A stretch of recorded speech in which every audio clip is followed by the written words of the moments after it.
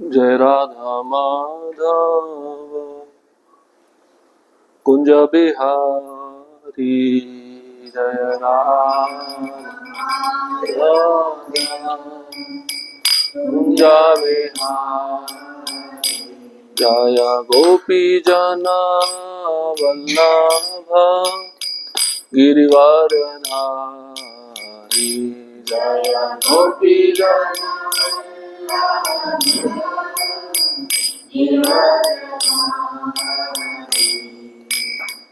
यशोदानंदन व्रज जन रंजन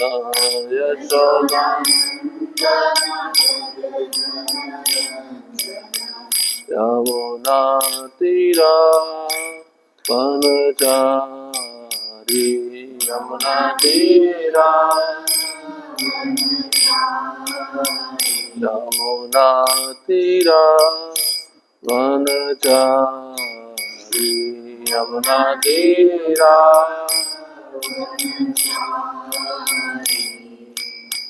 हरे Krishna Krishna Krishna Hare Hare Hare Ram Ram Ram Hare Hare Hare Krishna Krishna Krishna Hare Hare Rama Rama Hare Hare Krishna Krishna Krishna Hare Hare Hare Rama Rama Rama Hare Hare Hare Krishna Krishna Krishna Hare Hare Rama Rama Rama Hare Krishna Krishna Krishna Hare Hare Hare Rama Rama Rama Hare Hare Hare Krishna Krishna Krishna Hare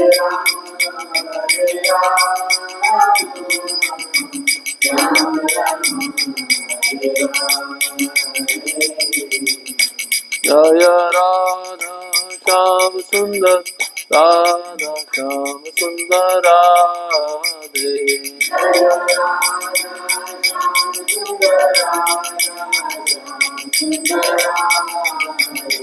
Jaya Prabhupada Prabhupada Prabhupada Srila Prabhupada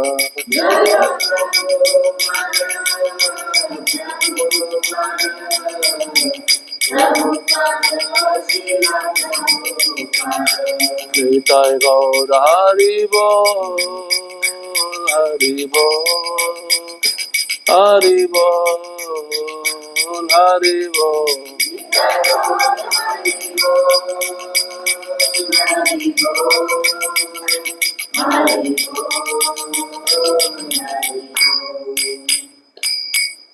Shri Radha Shyam सुंदर जी की जय श्रील प्रभुपाद की जय समवेत गौर भक्त वृंद की जय ओम नमो भगवते वासुदेवाय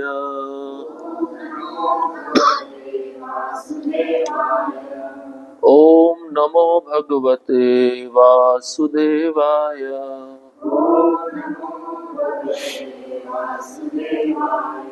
ओम नमो भगवते वासुदेवाय। ॐ नमो भगवते वासुदेवाय। नारायणं नमस्कृत्यं नारायणं नमस्कृत्यं नरं चैव नरोत्तमं नरं चैव नरोत्तमं देवीं सरस्वतीं व्यासं देवीं सरस्वतीं व्यासं ततो जयमुदीरये। ततो जयमुदीरये। नष्टप्रायेष्वभद्रेषु नष्टप्रायेषु भद्रेषु नित्यं भागवतसेवया नित्यं भागवतसेवया भगवति उत्तमश्लोके भगवती उत्तमश्लोके भक्तिर्भवति नैष्टिकी। भक्तिर्भवति नैष्टिकी। कृष्णाय वासुदेवाय कृष्णाय वासुदेवाय देवकी नन्दनाय च देवकी नन्दनाय च नन्दगोपकुमाराय नन्दगोपकुमाराय गोविन्दाय नमो नमः। गोविन्दाय नमो नमः। ॐ अज्ञानतिमिरन्धस्य ज्ञानाञ्जनशलाकया चक्षुरुन्मिलितं येन तस्मै श्रीगुरवे नमः। श्रीचैतन्यमनोभीष्टं स्थापितं येन भूतले स्वयं रूपः कदा मह्यं ददाति स्वपदान्तिकम्। वन्देऽहं श्रीगुरुः श्रीयुतापदकमलं श्रीगुरुन् वैष्णवांश्च श्रीरूपां साग्रजातं सहगणा रघुनाथान्वितं तं सजीवं साद्वैतं सावधूतं परिजनसहितं कृष्णचैतन्यदेवं श्रीराधा कृष्णपादान् सहगणा ललिता श्रीविशाखान्वितांश्च हे कृष्णा करुणा सिंधु दीनबंधो जगत्पते गोपेश गोपिका कांत राधा कांत नमस्तुते। तप्त कांचन गौरांगी राधे वृंदावनेश्वरी विश्वभानुसुते देवी प्रणमामि हरिप्रिय। वाञ्छा कल्पतरुभ्यश्च कृपा सिन्धुभ्येव च पतितानां पावनेभ्यो वैष्णवेभ्यो नमो नमः। नमो महावदन्याय कृष्णप्रेमप्रदायते कृष्णाय कृष्णचैतन्य नामिने गौरतिषे नमः। नमः ओं विष्णुपादाय कृष्णपृष्ठाय भूतले श्रीमते भक्तिवेदांत स्वामिन्निति नामिने। नमस्ते सारस्वते देवे गौरवाणी प्रचारिणे निर्विशेष शून्यवादी पाश्चात्यदेशतारिणे। जय श्री कृष्ण चैतन्य प्रभु नित्यानंद श्री अद्वैत गदाधर श्रीवासादि गौर भक्त वृंद। हरे कृष्णा कृष्णा कृष्णा हरे हरे हरे राम राम राम हरे हरे।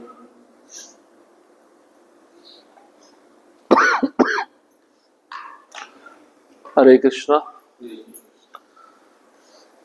तो पिछले सत्र में हम कुंती महारानी के जो स्तुति है उस पर चर्चा कर रहे थे। केवल 4 श्लोकों पर चर्चा हो पाई थी। श्रील प्रभुपाद जी तात्पर्य में लिखते हैं कि जो भक्त होता है, भक्त की जो इंद्रियां होती हैं, वह भक्त अपनी इंद्रियों से कृष्ण को स्पर्श करता है। तो प्रभुपाद जी बहुत अच्छा उदाहरण बताते हैं। जैसे पुजारी होता है, भगवान के विग्रह को स्पर्श करता है, श्रृंगार करता है, ऐसे जो भक्त ब्राह्मण दीक्षा नहीं लिया है वो भी भगवान को नित्य स्पर्श कर सकता है। भागवतम किसका स्वरूप है? कृष्ण का ना।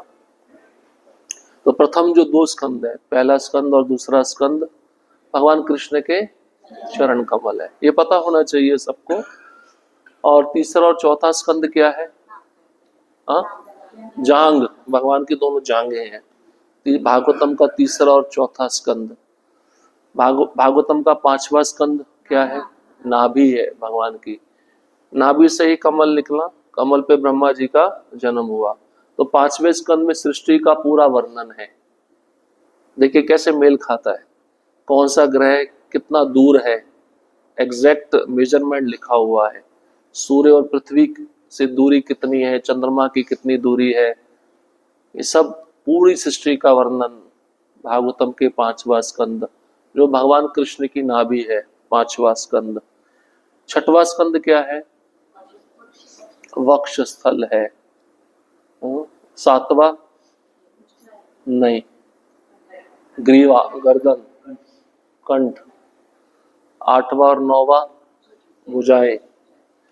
10वां मुख कमल। उसमें भी जो भगवान कृष्ण का मुस्कान है वो 5 अध्याय है रास लीला के। ये भागवतम का 10वां स्कंद 29 अध्याय से लेकर 33 अध्याय तक। और 11वां स्कंद ये माथा है भगवान का, कपाल। और 12वां स्कंद ये सिर है। तो पूरे 12 स्कंद मिलाकर भगवान कृष्ण का स्वरूप है। अगर आप रोज भागवतम पढ़ रहे हो तो भगवान कृष्ण को आप स्पर्श कर रहे हो, ये भावना होती है मन में। ऐसी भाव से लेकर हमें पढ़ना चाहिए। भगवान अब विग्रह के रूप में भी है, भागवतम के रूप में भी है, अन्य चीजों के रूप में भी है। तो हम जब कृष्ण चेतना में प्रसाद लेते हैं तो जीवा से कृष्ण को स्पर्श करते हैं। इसलिए प्रसाद लेते समय भगवान के नाम का चिंतन होना चाहिए या भगवान की कुछ लीला का स्मरण होना चाहिए। सुनते हुए हमें प्रसाद ग्रहण करना चाहिए। नासिका से हम भगवान के चरणों का जब फूल सूंघते हैं तो उस सुगंध के द्वारा हम कृष्ण को स्पर्श करते हैं। और कानों से जब हम भागवतम की कथा सुनते हैं, हरि नाम सुनते हैं, तो वो भी कृष्ण को स्पर्श करना है कानों के द्वारा। तो रोज हमें कृष्ण को स्पर्श करना चाहिए अपने किसी न किसी इंद्रिय के द्वारा, इससे हम इस भौतिक संसार के कलमश से बच पाएंगे। तो कुंती महारानी पिछले अध्याय में हमने सुना था क्या कहती, मुझे दुख दो, क्योंकि दुख आने पर मैं नित्य आपका स्मरण करूंगी। और स्मरण जब होगा तो जो जन्म और मृत्यु का चक्र है वो समाप्त हो जाएगा। उसके बाद में वह कहती है कि ऊंचे कुल में जन्म, ऊंची शिक्षा, सुंदर शरीर, ये सब क्या है? बाधा है आपको प्राप्त करने में। तो हम अकिंचन गोचरम, अकिंचन मतलब आप किसको प्राप्त होते हैं? जो अकिंचन भक्त है, जिनके पास ये सब नहीं होता है तो वो गर्व नहीं करते, भगवान की सेवा करते रहते हैं। कहने का मतलब ये भी है, एक प्रकार से भौतिक संपदा के द्वारा आप कृष्ण को नहीं समझ सकते और प्राप्त भी नहीं कर सकते हो, ऐसा कुंती महारानी कहना चाह रही है। इसके बाद में कुंती महारानी कहती है कि आप निर्धनों के धन हैं। जो प्रकृति के 3 गुण हैं उनकी क्रिया प्रतिक्रिया जो होती है उससे आपका कोई भी सरोकार नहीं है। आप आत्माराम हैं, आत्मतुष्ट हैं। प्रभुपाद जी बारंबार कहते हैं ना, आत्मतुष्ट व्यक्ति का लक्षण क्या होता है? स्वयं भगवान ने ब्रह्मा जी को जन्म दिया बिना लक्ष्मी की सहायता के, है ना। तो आप परम शांत हैं और अद्वैतवादियों के स्वामी हैं। अद्वैतवादी मायावादी को बोलते हैं, आध्यात्मिकता में गिने जाते हैं, इनके भी आप स्वामी हैं। निर्विशेषवादियों के भी स्वामी हैं और जो विग्रह को मानते हैं, साकार रूप को मानते हैं, उनके भी स्वामी हैं। इसके बाद में कुंती महारानी कहती है, आप ही समय हैं, आप ही नियंता हैं, आप आदि अंत हैं, आप सर्वव्यापी हैं और सभी सबों पर समान रूप से दया करते हैं। जीवों के जो पारस्परिक कलह है ये सामाजिक मतभेद के कारण है, ये आपके कारण नहीं है। जीवों के मन में मतभेद पैदा होता है, उसके कारण वो आपस में लड़ते रहते हैं। अब हम आज श्लोक क्रमांक 29 से प्रारंभ करेंगे। अब कुंती महारानी कहती है, आपकी जो दिव्य लीला है उसको कोई समझ नहीं सकता। आप किसी के प्रति द्वेष नहीं रखते, आप किसी के प्रति किसी का पक्ष नहीं लेते हैं, लेकिन लोग समझते हैं आप पक्षपात करते हो, है ना। यही प्रश्न परीक्षित महाराज भी सुखदेव गोस्वामी को किए थे। तो इसके उपलक्ष्य में सुखदेव गोस्वामी ने प्रहलाद महाराज की कथा सुनाई थी। राजन, आपको लगता है कि असुरों से द्वेष करके देवताओं का पक्ष लेके भगवान ऐसा पक्षपात करते हैं क्या? नहीं, असुरों को प्रति द्वेष करके भगवान जब उनको मारते तो क्या अपना धाम ही देते हैं ना, तो ये पक्षपात नहीं कहलाया। और गीता में भी भगवान कहते हैं ना, मेरे को कोई प्रिय है ना मेरा द्वेषी है, मैं सबके प्रति समदृष्टि रखता हूं। उसके विषय में कुंती महारानी कह रही है। अब आने वाले जो श्लोक हैं, कुंती महारानी बताना चाहती भगवान का जो जन्म और कर्म है किस प्रकार से दिव्य है। श्लोक क्रमांक 29, अध्याय क्रमांक 8, स्कंद क्रमांक 1। महारानी कुंती द्वारा प्रार्थना तथा परीक्षित की रक्षा। न वेद कश्चित् भगवन् चिकीर्षितम् तवेहमानस्य नृणां विडम्बनम् न यस्य कश्चित् दयितो अस्ति करहिचित् द्वेषश्च यस्मिन् विषमामति नृणाम्। हे भगवान, आपकी दिव्य लीलाओं को कोई समझ नहीं सकता, क्योंकि वे मानवीय प्रतीत होती हैं और इस कारण भ्रामक हैं। ना तो आपका कोई विशेष कृपा पात्र है और ना ही कोई आपका अप्रिय है। ये केवल लोगों की कल्पना ही है कि आप पक्षपात करते हैं। और भगवद गीता में भी कृष्ण कहते हैं ना, जन्म कर्म चमे दिव्यम एवं यो वेत्ति तत्वता तत्वा देहम पुनर्जन्म नेति मामेति सो अर्जुना। जो मेरे जन्म और कर्म को तत्वता समझ लेता है तो वह दोबारा इस संसार में जन्म नहीं लेता। कुंती महारानी इसी सिद्धांत को बता रही है श्लोक में। वे कहती है, आपकी दिव्य लीलाओं को कोई समझ नहीं सकता। कैसे समझेगा? नारायण के 4 हाथ है, कृष्ण के 2 हाथ है, तो 2 हाथ हमारे जैसे, तो इसलिए समान लिखता है। अरे ये क्या हो रहा है? इसलिए कृष्ण को भगवान मानते, नारायण को मान लेंगे आसानी से, लेकिन कृष्ण को भगवान नहीं मानते। ये हमारे जैसे 2 हाथ वाला, हमारे जैसा ही कार्य कर रहा है। 2 हाथ वाले ने 16,108 शादियां कैसे कर ली समझ में नहीं आता ना। इतने सारे रूप लेकर रासलीला कैसे कर ली। सांसारिक व्यक्तियों की भांति यह मानस्य। क्यों कह रही है ऐसा कुंती महारानी? मानवीय प्रतीत होती है, मनुष्य जैसी दिखती है। लेकिन मनुष्य जैसी है क्या? नहीं है। कुछ है जो मनुष्य जैसी दिखती है, गोचारण लीला, चलो मनुष्य जैसे, लेकिन कुछ लीला ऐसी जो मनुष्य जैसी नहीं है। इस कारण से ये सब लीलाएं भ्रामक लगती हैं।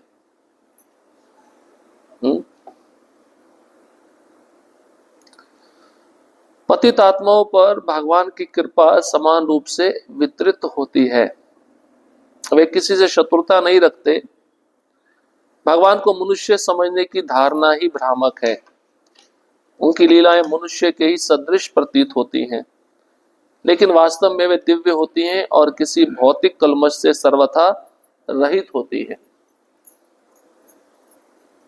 प्रभुपाद जी कह रहे हैं, जो पतित आत्माएं हैं, जो भगवान की शरण नहीं लेना चाहती, उन पे भी भगवान की कृपा समान रूप से है ना। तो जो वस्तु की हमको आवश्यकता है जीने के लिए, भगवान वो वस्तु समान रूप से सभी जीवों को प्रदान कर रहे हैं ना।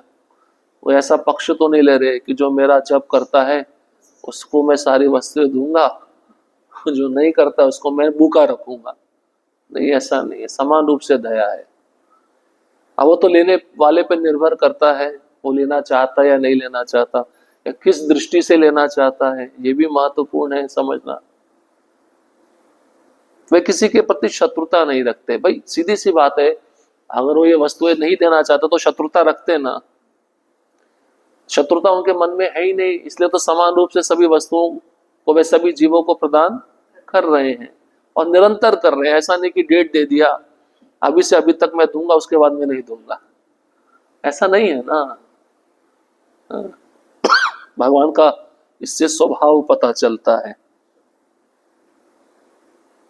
भगवान को मनुष्य समझने की जो धारणा ही भ्रामक है, हम इसलिए फंस जाते हैं।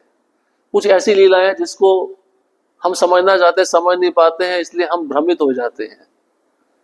इसलिए प्रभुपाद जी कहते हैं, जैसे संसार में एक पुरुष है, वो कई स्त्रियों के साथ रह रहा है, तो उसको क्या लगता है, मैं नकल कर रहा हूं, किसकी? कृष्ण की।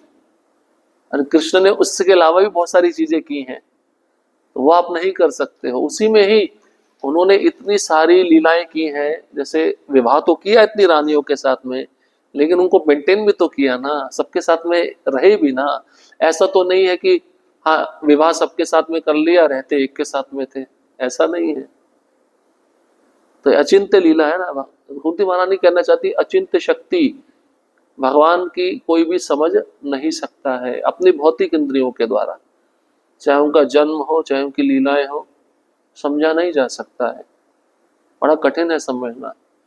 समझने के लिए किसी प्रामाणिक योग्य गुरु के पास जाना पड़ता है, शरणागत होकर सुनना पड़ता है, उनकी सेवा करनी पड़ती है। फिर भी ऐसी अपेक्षा नहीं रख सकते कि सब कुछ समझ में आ जाए, वो समझना भी कई जन्म लगते हैं। इसलिए वास्तव में वे सब लीलाएं दिव्य होती हैं और किसी भौतिक कलमश से सर्वथा रहित होती है। ऐसा भौतिक कलमश मतलब प्रकृति के 3 गुण, उसका स्पर्श नहीं होता भगवान की लीलाओं को। और जब जैसे ही भौतिक जगत के 3 गुणों का संग होगा ना, तो आपको क्रिया प्रतिक्रिया मिलेगी, आपके कर्म के अनुसार वो दंड मिलेगा, शरीर मिलेगा, है ना। भगवान के साथ ऐसा नहीं है। अब परम पूज्य राधा गोविंद महाराज कहते हैं, भगवान चोरी करते थे, चोरी से मशहूर हो गए ना, है ना। इसलिए उनका एक नाम हो गया माखन चोर, है ना। आज ही मैं एक भक्त से बात कर रहा था, वो भक्त बोला, प्रभु जी हमारे सत्संग में काफी समय से चोरी हो रही है, कोई आता है माताओं के पर्स में से पैसा चुरा के ले जाता है। अब उन्होंने क्या कि एक सीसीटीवी कैमरा लगाया देखने के लिए कौन चोर है, तो पता चला उसमें 11-12 साल की बच्ची है जो पर्स में से पैसा निकाल लेती है। अब वो जी क्या करें, मैंने उसके माता पिता को बुला के बिठा के समझाओ ऐसा क्यों हो रहा है। इस चोरी का नाम सुनते ही मन में कैसा विचार आता, बदनामी हो जाती है, दूसरे का धन हड़प रहे हैं ना, उस पे जिसपे हमारा अधिकार नहीं है।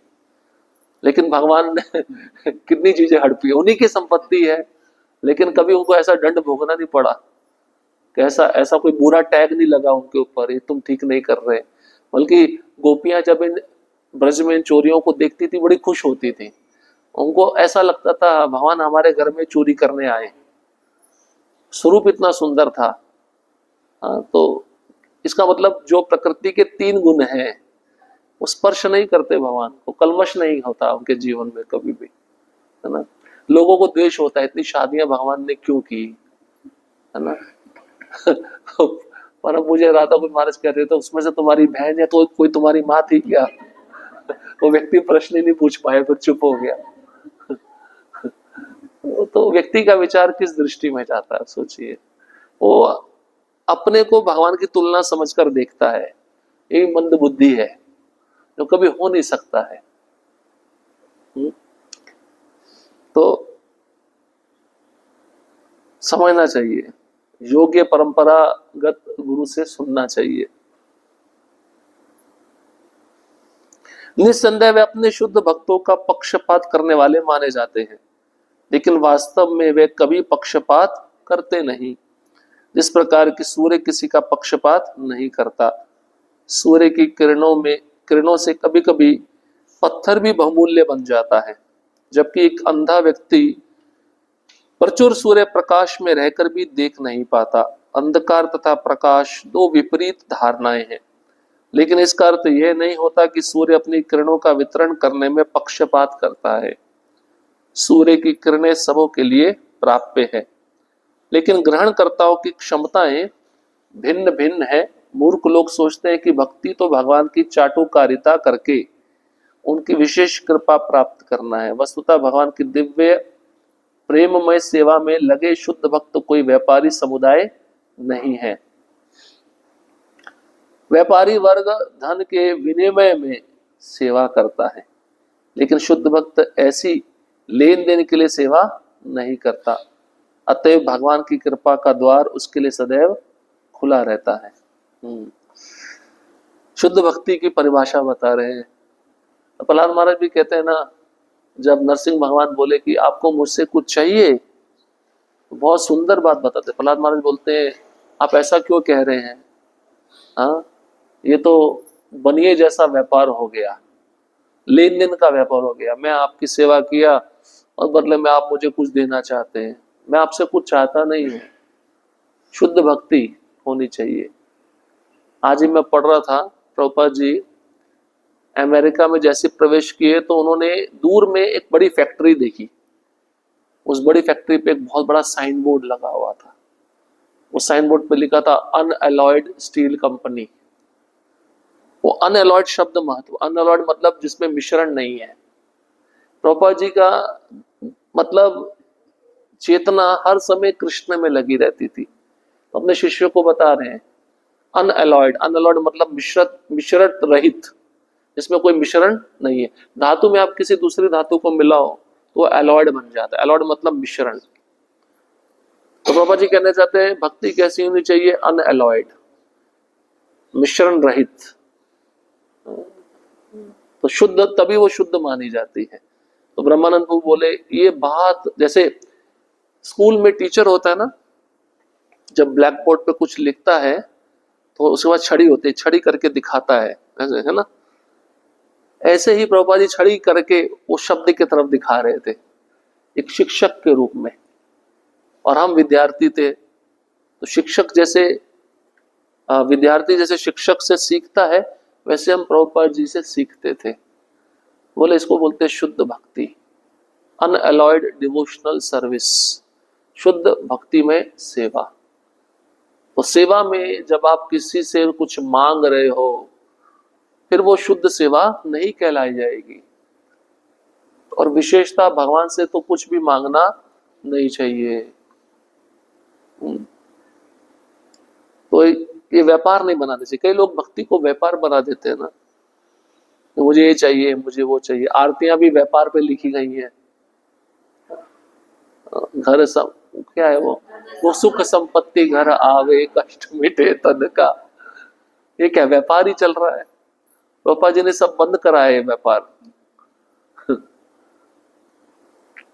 कुंती महारानी यही कह रही है कि आपकी जो सेवा है ना, वो शुद्ध रूप से होनी चाहिए, और आप समान रूप से सबको सब वस्तुएं प्रदान करते हो। तो प्रभुपाद जी यहाँ पे सूर्य का उदाहरण दे रहे हैं, बादल का भी उदाहरण ले सकते हैं। वर्षा जो होती है सब जगह होती है, ऐसे सूर्य की किरणें सबको वितरित समान रूप से की जाती है। अब वो ग्रहण करता है, उसकी क्षमताएं अलग अलग हैं। कभी कभार वो अपना दरवाजा बंद कर लेता है, सूर्य की किरण नहीं आती, उसमें सूर्य का कोई दोष नहीं है। अब कई लोग सोचते हैं भक्ति तो चाटुकारिता है। चाटुकारिता समझते, मक्खन लगाना। तो सेवा कर लिया, बदले में कुछ ले लिया, इसको कहते हैं चाटुकारिता।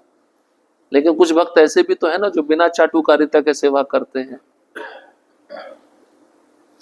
तो प्रभुपाद जी लिख रहे हैं भगवान की दिव्य प्रेममय सेवा में लगे शुद्ध भक्त कोई व्यापारी समुदाय नहीं है।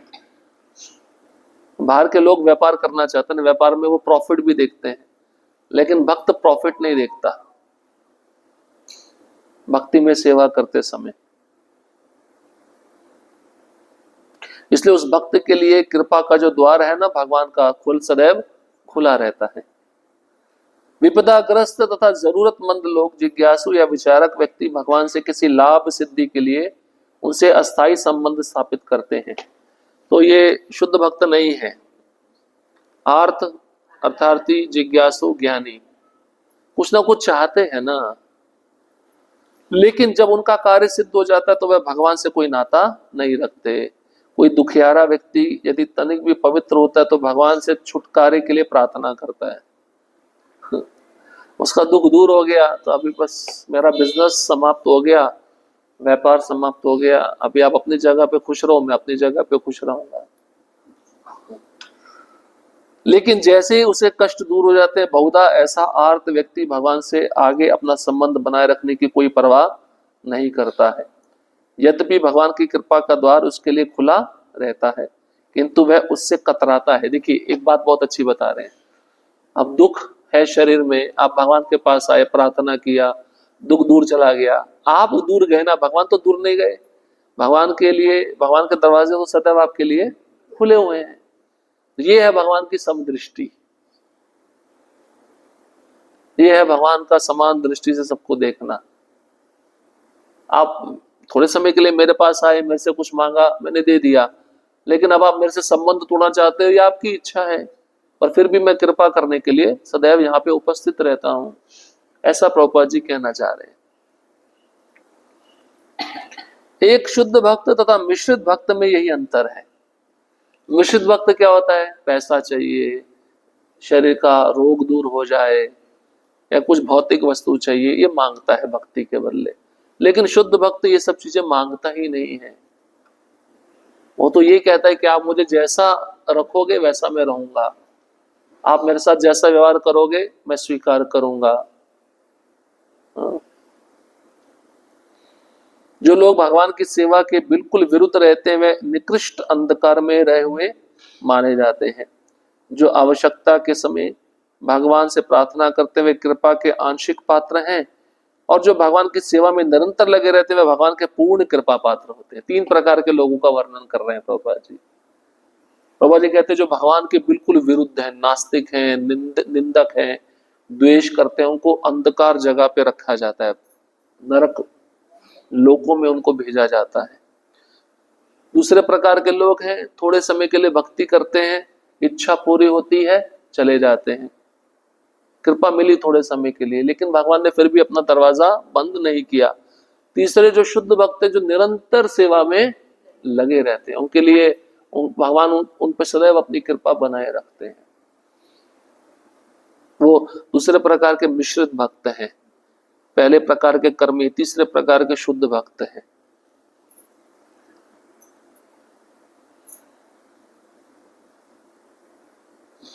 भगवान की कृपा प्राप्त करने में ऐसा पक्षपात ग्रहणकर्ता के सापेक्ष है, ना कि परम कृपालु भगवान के पक्षपात के कारण। हाँ, तो ये तो सही बात है ना। एक स्त्री है, उसके लिए सभी बच्चे समान है, लेकिन अपने बच्चे प्रिय है ना, ये तो स्वाभाविक है, नेचर है ना, आप समझते हैं ना। ऐसे ही भगवान के भक्त हैं जो उनको प्रिय है, समदृष्टि सबके लिए भगवान के, लेकिन उनके जो शुद्ध भक्त हैं उनको अत्यंत प्रिय, अपने प्राणों से भी ज्यादा प्रिय है। भाई एक स्त्री है, प्रभुपाद जी बहुत अच्छा उदाहरण देते हैं।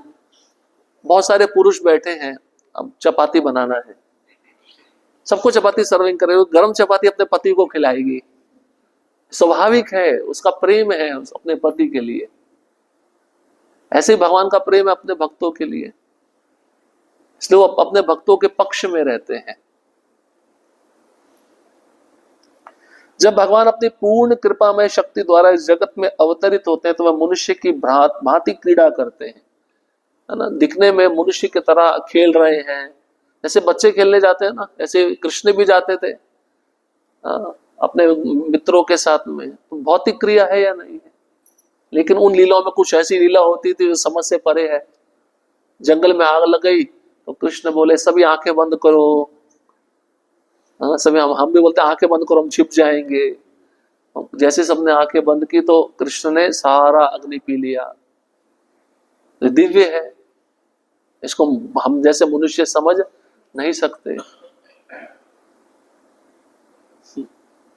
अतः ऐसा प्रतीत होता है कि वे अपने भक्तों का पक्षपात करते, लेकिन ये तथ्य नहीं है।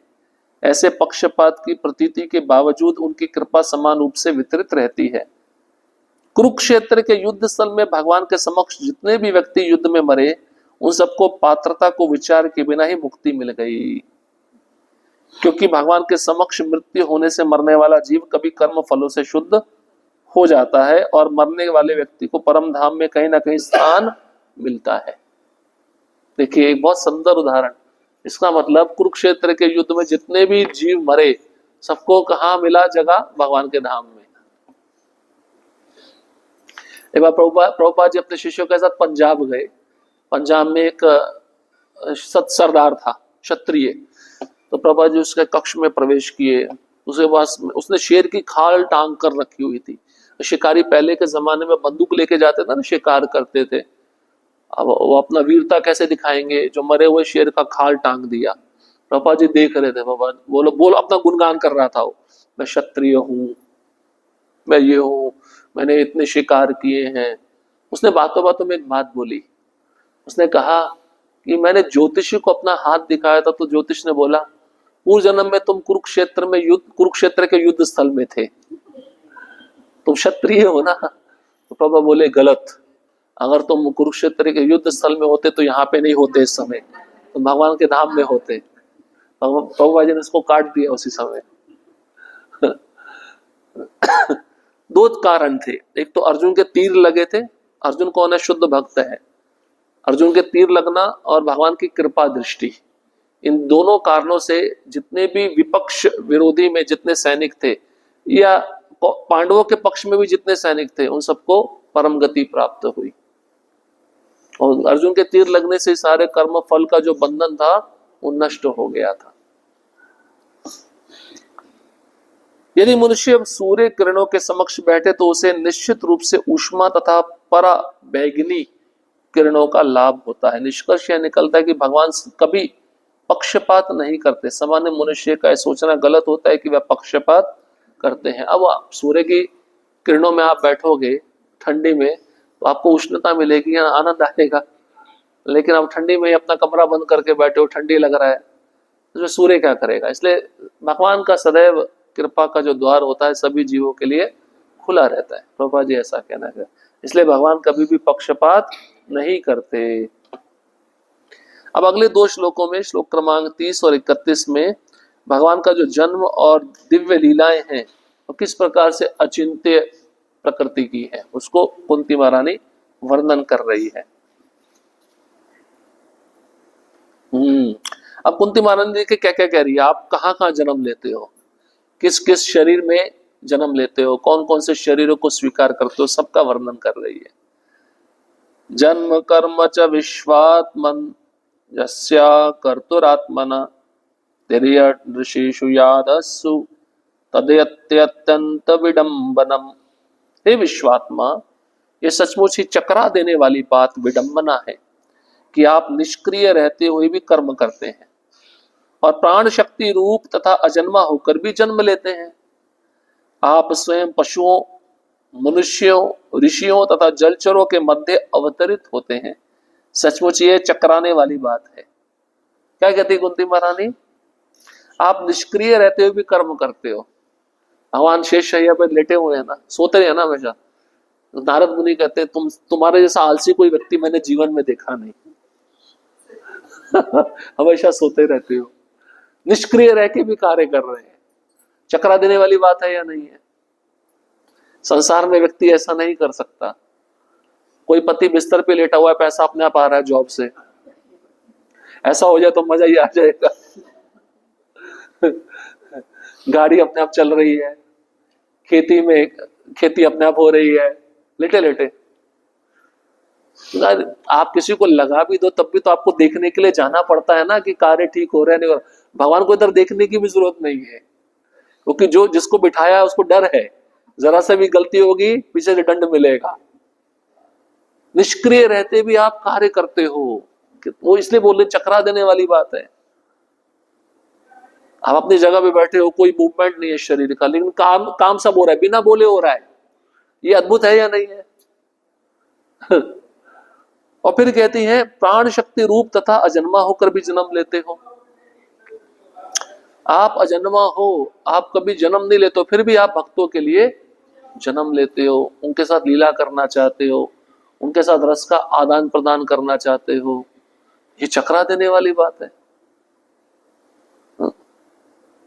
और फिर कहती है आपका जन्म भी विशेष है। कभी आप पशु की योनि में जन्म ले लेते हो, कभी पक्षी की योनि में ले लेते हो, हाँ, कभी मनुष्य की योनि में जन्म ले लेते हो, कभी मछली के रूप में जन्म ले लेते हो। भाई क्या चल रहा है सब? ये सब चीजें आपको प्रिय है क्या? ये चकरा देने वाली बात है। भगवान की दिव्य लीलाएं ना केवल चकराने वाली हैं, अपितु तो परस्पर विरोधी भी है। दूसरे शब्दों में वह मनुष्य की सीमित चिंतन शक्ति के लिए अचिंत्य है। हमारी शक्ति कैसे सीमित?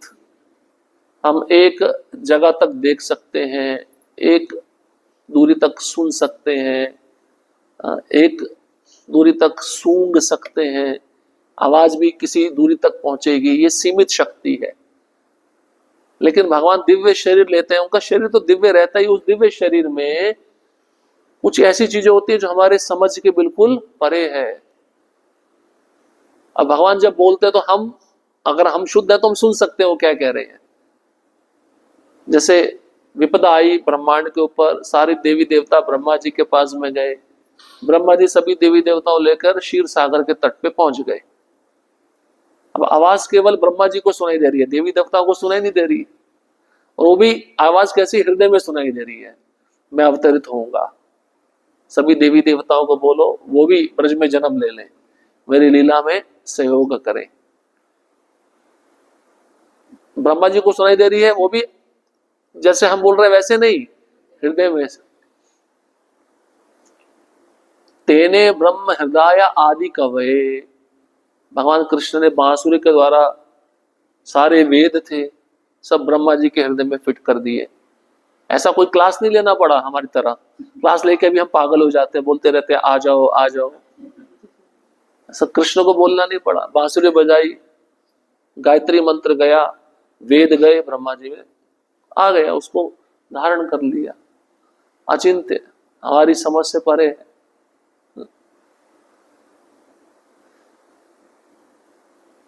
भगवान सारे अस्तित्व में सर्वव्यापी परमात्मा है, तो भी पशुओं में शूकर बनकर, मनुष्यों में राम कृष्ण इत्यादि के रूप में, ऋषियों में नारायण रूप में तथा जलचरों के बीच मत्स्य रूप में प्रकट होते हैं। तो पशुओं में शूकर, शूकर मतलब सुअर, वरा रूप, हिरण्याक्ष का वध करने के लिए भगवान वह रूप लिए। मनुष्यों में आप जानते हैं भगवान राम और भगवान कृष्ण। ऋषियों में नर नारायण आज भी हैं, बद्रीनाथ में तपस्या कर रहे हैं। और जलचरों के बीच मत्स्य रूप में सत्यव्रत राजा की रक्षा करने के लिए प्रकट हुए। इतने पर भी उन्हें अजन्मा कहा जाता है और उन्हें कुछ भी नहीं करना होता है। कितने बिजी होकर भी बिजी नहीं है। अचिंत्य शक्ति, कितना बड़ा मैनेजमेंट है उसमें भी उनको इंटरफेयर करना नहीं पड़ता है, शांति से सब काम चल रहा है। इसका मतलब भगवान के द्वारा बनाई गई सृष्टि में हमेशा डिसिप्लिन रहता है, अनुशासन रहता है। लेकिन मनुष्य कुछ बनाएगा तो उसमें डिसिप्लिन नहीं होता। कोई मैनेजमेंट में एक इवेंट भी करना हो उसमें भी सिर में, अब भगवान, आपको नहीं लगता इतना बड़ा मैनेजमेंट संभालना भगवान के सिर में दर्द नहीं होता? और एक ब्रह्मांड की बात नहीं है, अनंत कोटि ब्रह्मांड है जो हवा में घूम रहे हैं। वो मैनेजमेंट करने के लिए भगवान को कितने लोगों की आवश्यकता पड़ती होगी, कुछ भी हम समझ ही नहीं सकते। वो व्यक्ति की भी आवश्यकता नहीं, उनकी शक्तियां सब काम करती हैं उनके हृदय में इच्छा को समझकर। भगवान को बोलना भी नहीं पड़ता, इशारा भी नहीं करना पड़ता ऐसे करो, डांटना भी नहीं पड़ता। वो भागवतम में श्लोक है ना, मद भयात वाति वातोयम सूर्यस्तपति मद भयात। मेरे भय से ही वायु बह रही है, मेरे भय से सूर्य तप रहा है, मेरे भय से मृत्यु सबके पीछे लगी है, मेरे भय से इंद्र वर्षा करता है। ये जो अनुशासन है भय का है। लेकिन भक्तों के लिए भय नहीं होता है, जो भक्त नहीं है उनके लिए भय रहता है। श्रुति मंत्र में कहा गया कि परम ब्रह्म को कुछ नहीं करना होता, तो परम ब्रह्म आलसी है, कुछ नहीं करना होता, है ना। इसलिए नारद मुनि बोले तुम आलसी हो, लोगों को क्या आचरण सिखा रहे हो, और तपस्या करो। तो भगवान ने नर नारायण ऋषि का रूप लिया, आज भी वो तपस्या कर रहे हैं। कोई भी ना तो उनके समान है ना उनसे बढ़कर है। उनकी शक्तियां विविध हैं और उनका हर काम स्वतः ज्ञान शक्ति तथा कर्म द्वारा संपन्न होता है। ये सारे कथन निस्संदेह सिद्ध करते हैं कि भगवान की लीलाएं, उनके रूप तथा उनके कार्यकलाप हमारी सीमित चिंतन शक्ति के लिए भी अचिंत्य है। हाँ, क्योंकि जब ब्रह्मा जी ने छींक मारी, नाक से जो कीड़ा निकला, वो कीड़ा जब बड़ा होने लगा तो ब्रह्मा जी समझ गए कौन है, इतना बड़ा हो गया, ब्रह्मा जी से भी बड़ा हो गया। हाँ? हमारी चिंतन शक्ति से परे है। और जो हिरण्याक्ष था, जो जब वो सागर में पांव रखता था, उसके पांव के नीचे सागर आता था, इतना बड़ा था वो। उसने गर्भोदक सागर में पृथ्वी को डाल दिया था कि पृथ्वी को उठाकर गर्भ के सागर में डाल देना, जिससे वहां पे कोई जीव ही जन्म ना ले, सृष्टि ना हो पाए। उसका उद्देश्य ये था। और पृथ्वी को ढूंढने के लिए भगवान आएंगे तब मैं मारूंगा। और भगवान ने वराह रूप कितना बड़ा लिया होगा, सोचिए आप। आपने देखा ना पिक्चर में पिक्चर का वो सब याद होना चाहिए। पूरा वो फिक्शन बनाया, एकदम शास्त्र के अनुसार बनाया, है ना। और जब वो अपना शरीर हिलाते हैं, हिलाने पर जो जल की बूंदें गिरती हैं, उससे कुशाघास पैदा हो जाता है। ऋषि मुनि जो तप लोक में रहते हैं स्तुति करने लगते हैं, इन बूंदों ने हमको पवित्र कर दिया, हमारा कर्म बंधन नष्ट कर दिया। अचिंत्य शक्ति। उसी कुशाघास को हम पूजा अर्चना में इस्तेमाल करते हैं, है ना।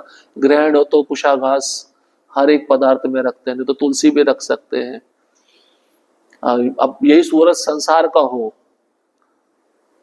और गटर में बैठा हो और आप पास में जा रहे हो, वो अपना शरीर लाए आपके ऊपर आएगा, क्या होगा? अचिंत्य शक्ति है भगवान की। बहुत सुंदर स्तुति है, आप तीसरे स्कंद में पढ़िएगा कभी आपको समय मिले। ऋषि मुनि वराह भगवान की बहुत सुंदर स्तुति करते हैं।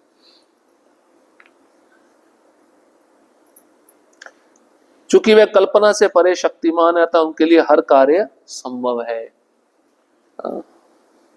अतः उनके बारे में अनुमान लगा पाना कठिन है, बहुत कठिन है। इसलिए भगवान का प्रत्येक काम सामान्य मनुष्य को चकरा देने वाला है। उन्हें वैदिक ज्ञान द्वारा नहीं समझा जा सकता, लेकिन उन्हें शुद्ध भक्तों द्वारा सरलता से समझा जा सकता है, क्योंकि वे लोग भगवान के घनिष्ठ संपर्क में रहते हैं। अतः भक्तगण जानते हैं कि यद्यपि भगवान पशुओं के बीच प्रकट होते हैं, लेकिन वे ना तो पशु है, ना मनुष्य, ना ऋषि, ना ही मछली हैं। वे समस्त परिस्थितियों में शाश्वत परम ईश्वर है। सत्यव्रत राजा था ना, गया, हाथ में जैसे जल उठाया, मछली आ गई छोटी सी, बोलने लगी, मुझे यहाँ पे भय लगता है, कोई दूसरी जगह देखो, मुझे वहां पे डालो, यहाँ पे मुझे भय ना लगे। तो सीक्वेंस बताया गया है। छोटी जगह से बड़ी जगह में डाली, उतनी बड़ी हो गई। फिर वो आए देखने के लिए, और वो बोलने लगी, फिर मुझे भय लगता है, यहाँ पे मुझे कोई बड़ा जीव ना खा ले, आप मेरी व्यवस्था किसी दूसरी जगह और बड़े जलाशय में करो। तो वहां पे सत्यव्रत राजा लेके गए, वहां पे डाला, उससे और बड़ी हो गई। मतलब कोई साधारण नहीं है ना। ऐसे भगवान अचिंत्य शक्ति के द्वारा लीला करते हैं, जो मनुष्य की बुद्धि से परे है। शुद्ध भक्त रामानुजाचार्य एक बार महाप्रसाद ग्रहण किए थे। उनके शिष्य रोज उनका उच्छिष्ट खाते थे, लेकिन कोई प्रभाव नहीं होता था। तो आज भी वो जगह है, रंगनाथ मंदिर के अंदर ही एक तालाब है। तो रामानुजाचार्य प्रसाद लेने के बाद वहीं पे हाथ धोते थे।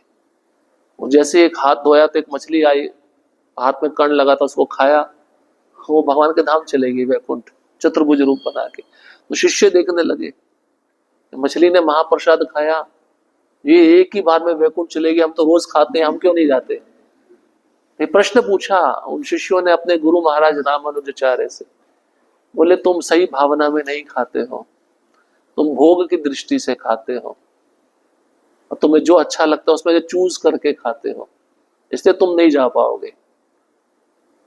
वो मछली एक बार में ही खा गई, और खाया तो उसके अंदर ऐसी भावना नहीं थी।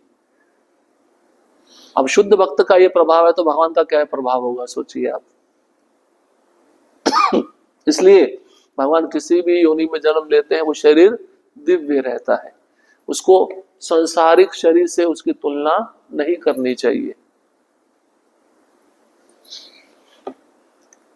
अब ये जो श्लोक है बहुत सुंदर है, पर मुझे राधा गोविंद महाराज कहते हैं ये जो श्लोक उच्चारण के कुंती महारानी, दिवाली का दिन था, उस समय दामोदर लीला हो रही थी, वहीं पे थी कुंती महारानी, वृंदावन में थी और लीला को अपनी आंखों से देख रही थी।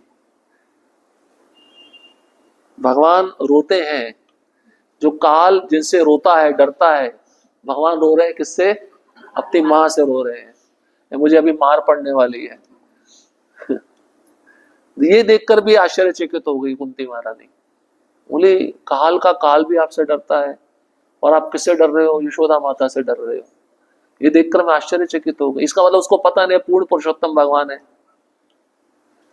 श्लोक क्रमांक 31। गोप्या ददे त्वयि कृतागसीदाम तावत् याते दशा शुक्कलिलाञ्जन संभ्रमाक्षम् वक्त्रं निनीय भय भावनया स्थितस्य सा मां विमोहयति भीरपि यद्विभेति। गोपी, कुंती महारानी किसको गोपी कह रही है, माता यशोदा को। ग्वाल, ग्वालिन बोलते ना। हे कृष्ण, जब आपने कोई अपराध किया था, याद दिला रही है, तब यशोदा ने जैसे ही आपको बांधने के लिए रस्सी उठाई तो आपकी व्याकुल आंखें अश्रुओं से डबडबाई, जिससे आपकी आंखों का काजल धुल गया। यद्यपि आपसे साक्षात काल भी भयभीत रहता है, फिर भी आप भयभीत हुए। यह दृश्य मुझे मोहग्रस्त करने वाला है। भगवान की आंखों से अगर आंसू गिरेगा तो क्या होगा, है ना। कुछ कभी विचार करते हैं, वो संसार का नाश कर सकता है वो एक आंसू पूरा। लेकिन आंसू को भगवान ने गिरने नहीं दिया। यहाँ पे कुंती महारानी कहती, मैंने एक दृश्य देखा जब आपने अपराध किया था। कौन सा अपराध किया था, बट मैं अपराध नहीं है। माता ने सोचा ये बहुत उद्दंडी है, इसको सजा मिलनी चाहिए, शरारती है और इसका शिकायत आता रहता है, इसको सजा मिलनी चाहिए। उस दिन माता यशोदा ने सोच ही लिया था और ठान लिया था आज इसको सजा मिलेगी, तो वो अपराध कह रही है, जबकि अपराध नहीं था, वो तो लीला है। अपने घर में चोरी करना, बच्चे करते हैं ना, ये वो पर्स खुला है, माँ का पैसे निकाल लेते हैं, अपने घर में चोरी। तो कृष्ण अपने घर में ही माखन की चोरी किए थे, ये अपराध था। उस अपराध की कुंती महारानी याद दिला रही है। अब यशोदा माता ने जैसे ही आपको बांधने के लिए रस्सी उठाई, एक हाथ में छड़ी थी और एक हाथ से पकड़ा हुआ था, बांधने वाली है, रस्सी पास में ही है। तो मैं देख रही थी, मैं सामने खड़ी थी, आपकी जो आंखें थी, आंखों में जो काजल लगा हुआ था।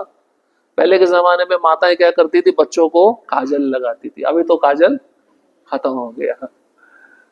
काजल से बहुत सुंदर दिखते थे बच्चे। काजल लगाने का एक और अर्थ है नजर ना लगे किसी का, मेन चीज ये होता था। आजकल तो माताओं की नजर ही लग जाती है और दूसरा नजर कौन लगाएगा, बच्चे को मार ही देते हैं ना अंदर गर्भ में ही। तो आपकी मैं आंखें देख रही थी, आंखों से आंसू बह रहे थे और आंखों में जो काला काजल लगा था, वो काला काजल और आंसू मिलकर क्या हो गया, पूरा फैल गया काजल, पूरे गाल पे फैल गया। और कभी कभार आंखों को मलते भी थे भगवान, तो उससे भी काजल फैल जाता था। काजल धुल गया, आंसुओं से काजल धुल गया या फैल गया। मैं देख रही थी काल आपके सामने आके रोता है, काल का काल भी रोता है, मृत्यु की भी मृत्यु है ना। मृत्युर मृत्युर नमाम में हम बोलते हैं ना, भगवान नरसिंह देव का प्रणाम मंत्र। मृत्यु की भी मृत्यु है, वो भी डरती है भगवान से। लेकिन आप किससे डर रहे थे, डर अभी पिटपटाई होने वाली है, हाथ में छड़ी अभी पड़ने वाली है। माता यशोदा मारेगी नहीं, लेकिन डराने के लिए उसने हाथ में ली। तो जब उसने देखा ये डर गया है, बहुत ज्यादा डर गया है, तो डर के मारे बच्चा सहम जाता है, तो उसे तुरंत छड़ी छोड़ दी। जब तक छड़ी पकड़ी हुई थी तब तक भगवान रोए जा रहे थे, जैसे छड़ी छोड़ी तो आंसू रुक गए। भगवान का भी ट्रिक होता है, अब रुक गए तो मुझे मारेंगे नहीं, अभी इतना कंफर्म है, पक्का है। लेकिन वो काजल जो था पूरा फैल गया था, मेकअप अच्छे से और हो गया था। तो वो दृश्य जब मैं देख रही थी तो मैं बहुत मोहग्रस्त हो गई उस दृश्य को देखकर। मेरे को समझ नहीं आ रहा था कि क्या चल रहा है मेरे सामने। यहाँ पर परमेश्वर की लीलाओं से उत्पन्न होने वाले मोह का एक दूसरा वर्णन दिया जा रहा है। भगवान तो सभी परिस्थितियों में सर्वोपरि है, जैसे कि इसकी व्याख्या की जा चुकी है। यहाँ पर भगवान का सर्वोपरि होने का एक विशिष्ट उदाहरण है, और साथ ही साथ वे अपने शुद्ध भक्तों के साथ उनके अधीन रहकर क्रीड़ा भी कर रहे हैं। भगवान का शुद्ध भक्त अनन्य प्रेम के कारण ही भगवान की सेवा करता है, और ऐसी भक्ति में सेवा करते हुए परमेश्वर की पद स्थिति को भूल जाता है। तो भगवान देखते हैं सभी मेरी पूजा अर्चना कर रहे हैं, कोई मेरे को गाली देता नहीं, कोई मेरे को मारता नहीं, तो मुझे वो भी तो आस्वादन लेना है, और रस का आस्वादन मुझे लेना है। इसलिए भगवान अपने शुद्ध भक्तों को ऐसे पद पे बिठाते कि आप मुझे डांटो, आप मुझे मारो, भगवान ने उनको परमिशन दी हुई है। समझ रहे हैं?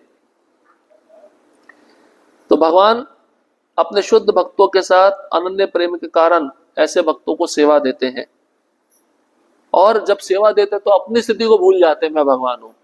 मतलब भगवान अभी कहते हैं कि आप मेरे साथ जैसा व्यवहार करना चाहते हो करो, आप स्वतंत्र हो, मैं आपके अधीन हूं। उल्टा हो गया ना, हम भगवान के अधीन रहते हैं, हम भगवान के वश में रहते हैं, भगवान स्वतंत्र है।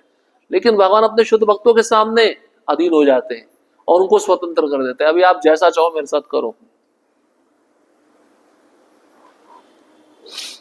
भगवान भक्तों की प्रेममयी सेवा का स्वीकार अधिक चाव से करते हैं जब वह सेवा स्वयं स्फूर्त शुद्ध स्नेह से की जाती है, ना कि पूज्य भाव से या प्रशंसा भाव से।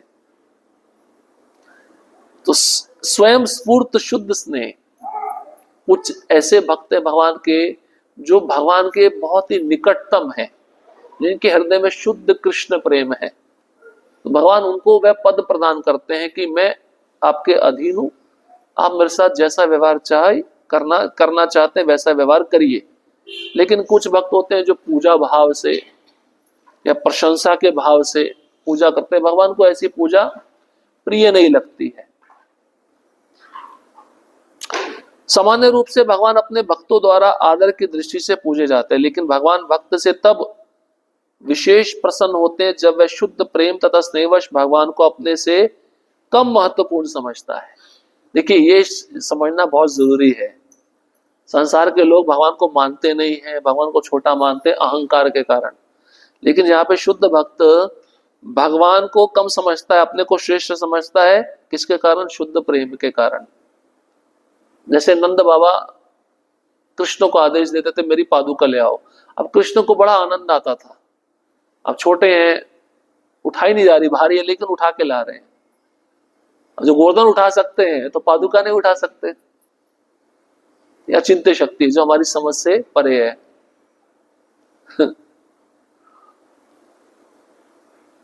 इसलिए उस स्थिति में भगवान क्या करते हैं, अपने भक्त से अपने को कम महत्वपूर्ण समझते हैं। भाई मैं इनके सामने कुछ नहीं हूं। और दुर्वासा मुनि के प्रसंग में भगवान बताए भी है ना, मैं अपने भक्तों के वश में रहता हूं, अधीन रहता हूं, क्योंकि उन्होंने मेरी सेवा के लिए सब कुछ छोड़ दिया है।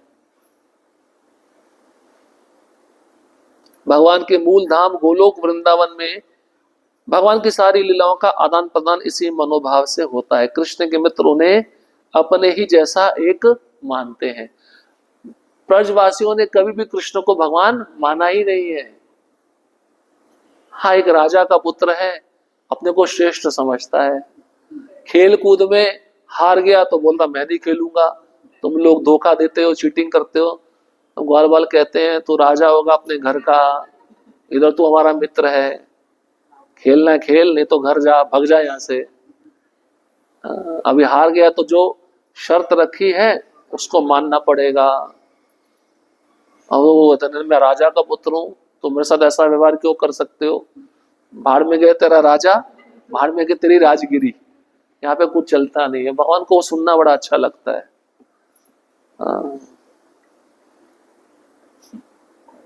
इसलिए भगवान है ना, कभी कभी अपने मित्रों का जो बासी भोजन आता था उसको खा लेते थे और सब मुझे फ्रेश बना के खिलाते। लेकिन अब बेचारे कहीं गरीब ग्वाल बाल होते थे, उनके पास में ताजा पदार्थ नहीं होता था, एक दो दिन पहले का होता था, उसका मक्खन मिल गया तो भगवान झट से खा लेते थे। भगवान का जो स्नेह है, प्रेम है, इस तरह से प्रकट होता है। वो ये दिन ये नहीं देखते वो चीज बासी है। वो प्रेम कभी बासी नहीं होता, प्रेम शुद्ध रहता है। वो प्रेम की दृष्टि से खाते हैं। वह उन्हें आदरणीय महत्व के नहीं मानते हैं। भगवान के माता पिता जो सभी शुद्ध भक्त होते हैं उन्हें केवल एक बालक मानते हैं। भगवान अपने माता पिता की प्रताड़नाओं को वैदिक स्तोत्रों द्वारा दी गई स्तुतियों से बढ़कर आनंददायी मानते हैं। और माता पिता कभी कभार बच्चे को सुधारने के लिए गाली देते हैं ना, ऐसे ही नंद बाबा बड़ा प्रेम करते। यशोदा कभी डांट देती थी, तो वो जो डांटना है भगवान को वेदों से भी श्रेष्ठ, श्रुति के जो मंत्र होते हैं उससे भी श्रेष्ठ, अच्छा कुछ ऐसी बातें हैं जो उनको अच्छी लगती है। गोपियां होती थी ना, तुम पहले नाच के दिखाओ तब मक्खन दूंगी, तो भगवान को नाचना पड़ता था। वो सबको नचा रहा है, आज उसको नाचना पड़ रहा है। किसके वशीभूत? प्रेम के वशीभूत होकर। तो देवी देवता लीला देखते होंगे तो पागल हो जाते होंगे, तभी तो ये भगवान नहीं हो सकता। तो ब्रह्मा जी और इंद्र का दिमाग चकरा गया, दोनों का ही दिमाग का स्क्रू ढीला हो गया था। ये भगवान है ही नहीं, जो दूसरों का जूठा खा रहा है, दूसरों के सामने नाच रहा है, हमको नचाता है, सबके सामने नाच रहा है, ये भगवान नहीं हो सकता। अब तो इसकी परीक्षा लेंगे, ले लो परीक्षा। अब परीक्षा ली तो पता चल गया, फिर भी समझ में नहीं आया। कितनी बार तो देवताओं से भी गलती हुई है। अब आप सोचो, देवताओं से गलती होती तो मनुष्य की क्या कहें आप? मनुष्य के बारे में क्या सोचोगे आप, जो मनुष्य बारंबार गलती करता रहता है। इसलिए वो कह रही है आपकी लीलाओं को समझना इतना आसान नहीं है।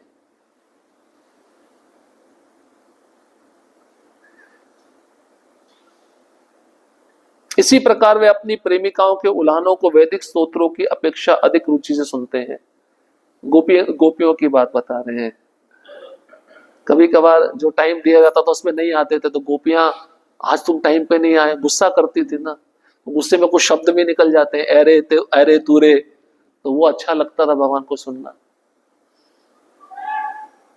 जब भगवान श्री कृष्ण धराधाम में मूल गोलोक वृंदावन के दिव्य जगत की नित्य लीलाओं को जन सामान्य के आकर्षण के लिए प्रकट करने के निमित्त उपस्थित थे, तो वे अपनी पालक माता यशोदा के समक्ष विलक्षण विनीत भाव प्रकट करते रहे। और मैंने माखन नहीं खाया, मैंने चोरी नहीं की। आप तुम सुनती क्यों नहीं हो? तुम दूसरों पे जल्दी विश्वास कर लेते हो, मेरी बातों पे तुमको विश्वास नहीं होता। कितने चालू हैं। वो कभी बार बहुत जबरदस्त खेल खेलते थे। कभी कभार बच्चा सोया उसको चिकोटी मार देना, कभी दो बच्चे उसकी शिखा को बांध देना। ऐसा करते थे। रात को सोते समय पति पत्नी सो रहे हैं, अब माखन नहीं मिला उसके घर में, गुस्सा तो आया, गुस्सा किसी न किसी पे तो निकालना है। तो गोपी की लंबी चोटी रहती थी और पुरुष की शिखा रहती, दोनों बांध देते थे। अब क्या करोगे आप? वो इधर पलटे तो उसको दर्द हो, भाई क्या खींच रहा है ये। एक गोपी ने रंगे हाथों पकड़ लिया, है ना। पकड़ते हुए आज तो सबूत मिल गया। अभी तो तुमको तो हम तो रोज जाके शिकायत करती थी, आज रंगे हाथों पकड़ा तो सबूत हमारे हाथ में है। अब लेके जा रही थी एक गोपी, जैसे लेके जा रही थी रास्ते में अब पहुंच गई और यशोदा को बाहर बुलाया, देख मैं आज साक्षात तेरे लड़के को पकड़ के लाई हूं, ये बहुत दुखी कर रखा है इसने। अब यशोदा माता हंस रही है और यशोदा माता के पीछे ही कृष्ण है, वो भी हंस रहे हैं। हंस क्यों रही है? देखना चाहते ना सबूत, देख। और अपने लड़का पकड़ के लाई थी, पकड़ा कृष्ण को था, लेकिन कब वो कृष्ण बदलकर लड़का बन गया उसको भी पता नहीं चला। ऐसी लीलाएं हैं जो समझ से परे हैं।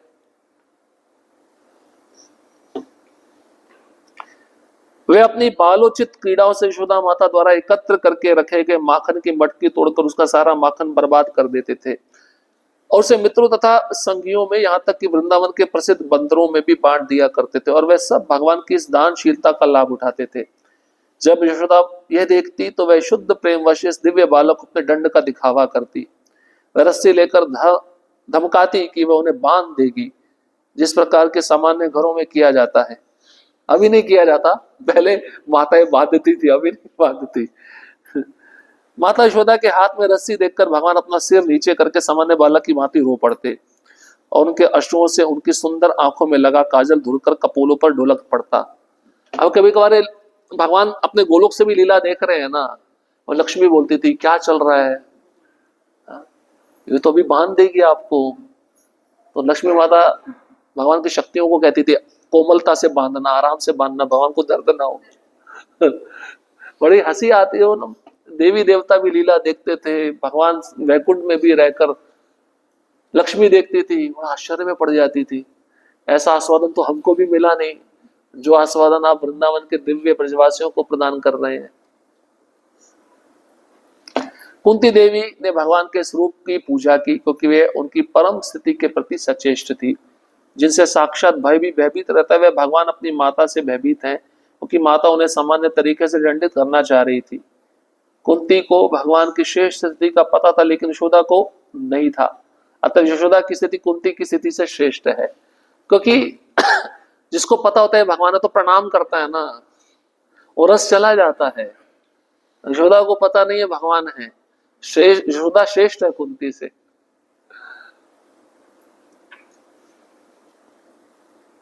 माता यशोदा को भगवान उनके शिशु रूप में प्राप्त हुए थे, और भगवान ने उन्हें भुलवा दिया था कि उनका बालक साक्षात भगवान है। यदि माता यशोदा को भगवान की दिव्य स्थिति का पता होता तो अवश्य भगवान को दंडित करते हुए हिचकती। ब्रह्मांड घाट में मुख खोलकर ब्रह्मांड दिखाया था ना, और थोड़े समय बाद उसको भुला दिया। वो क्या देखा, मैं अद्भुत चीज देखी, कुछ समझ में नहीं आया, इसलिए भगवान भुलवा देते थे। लेकिन उन्हें स्थिति भुलवा दी गई, क्योंकि भगवान ममतामयी यशोदा के समक्ष पूर्ण बाल चापल्य का भाव प्रदर्शित करना चाहते थे। माता तथा पुत्र के बीच प्रेम का यह आदान प्रदान सहज रूप में संपन्न हुआ, और कुंती इस दृश्य का स्मरण करके मोहित थी, क्योंकि वह दिव्य पुत्र प्रेम की सराहना करने के अतिरिक्त कर ही कह सकती थी। परोक्ष रूप में यशोदा की प्रशंसा उनके प्रेम की दिव्य स्थिति के लिए की जा रही है, क्योंकि वह सर्वशक्तिमान भगवान को भी अपने प्रिय पुत्र के रूप में वश में कर सकती थी।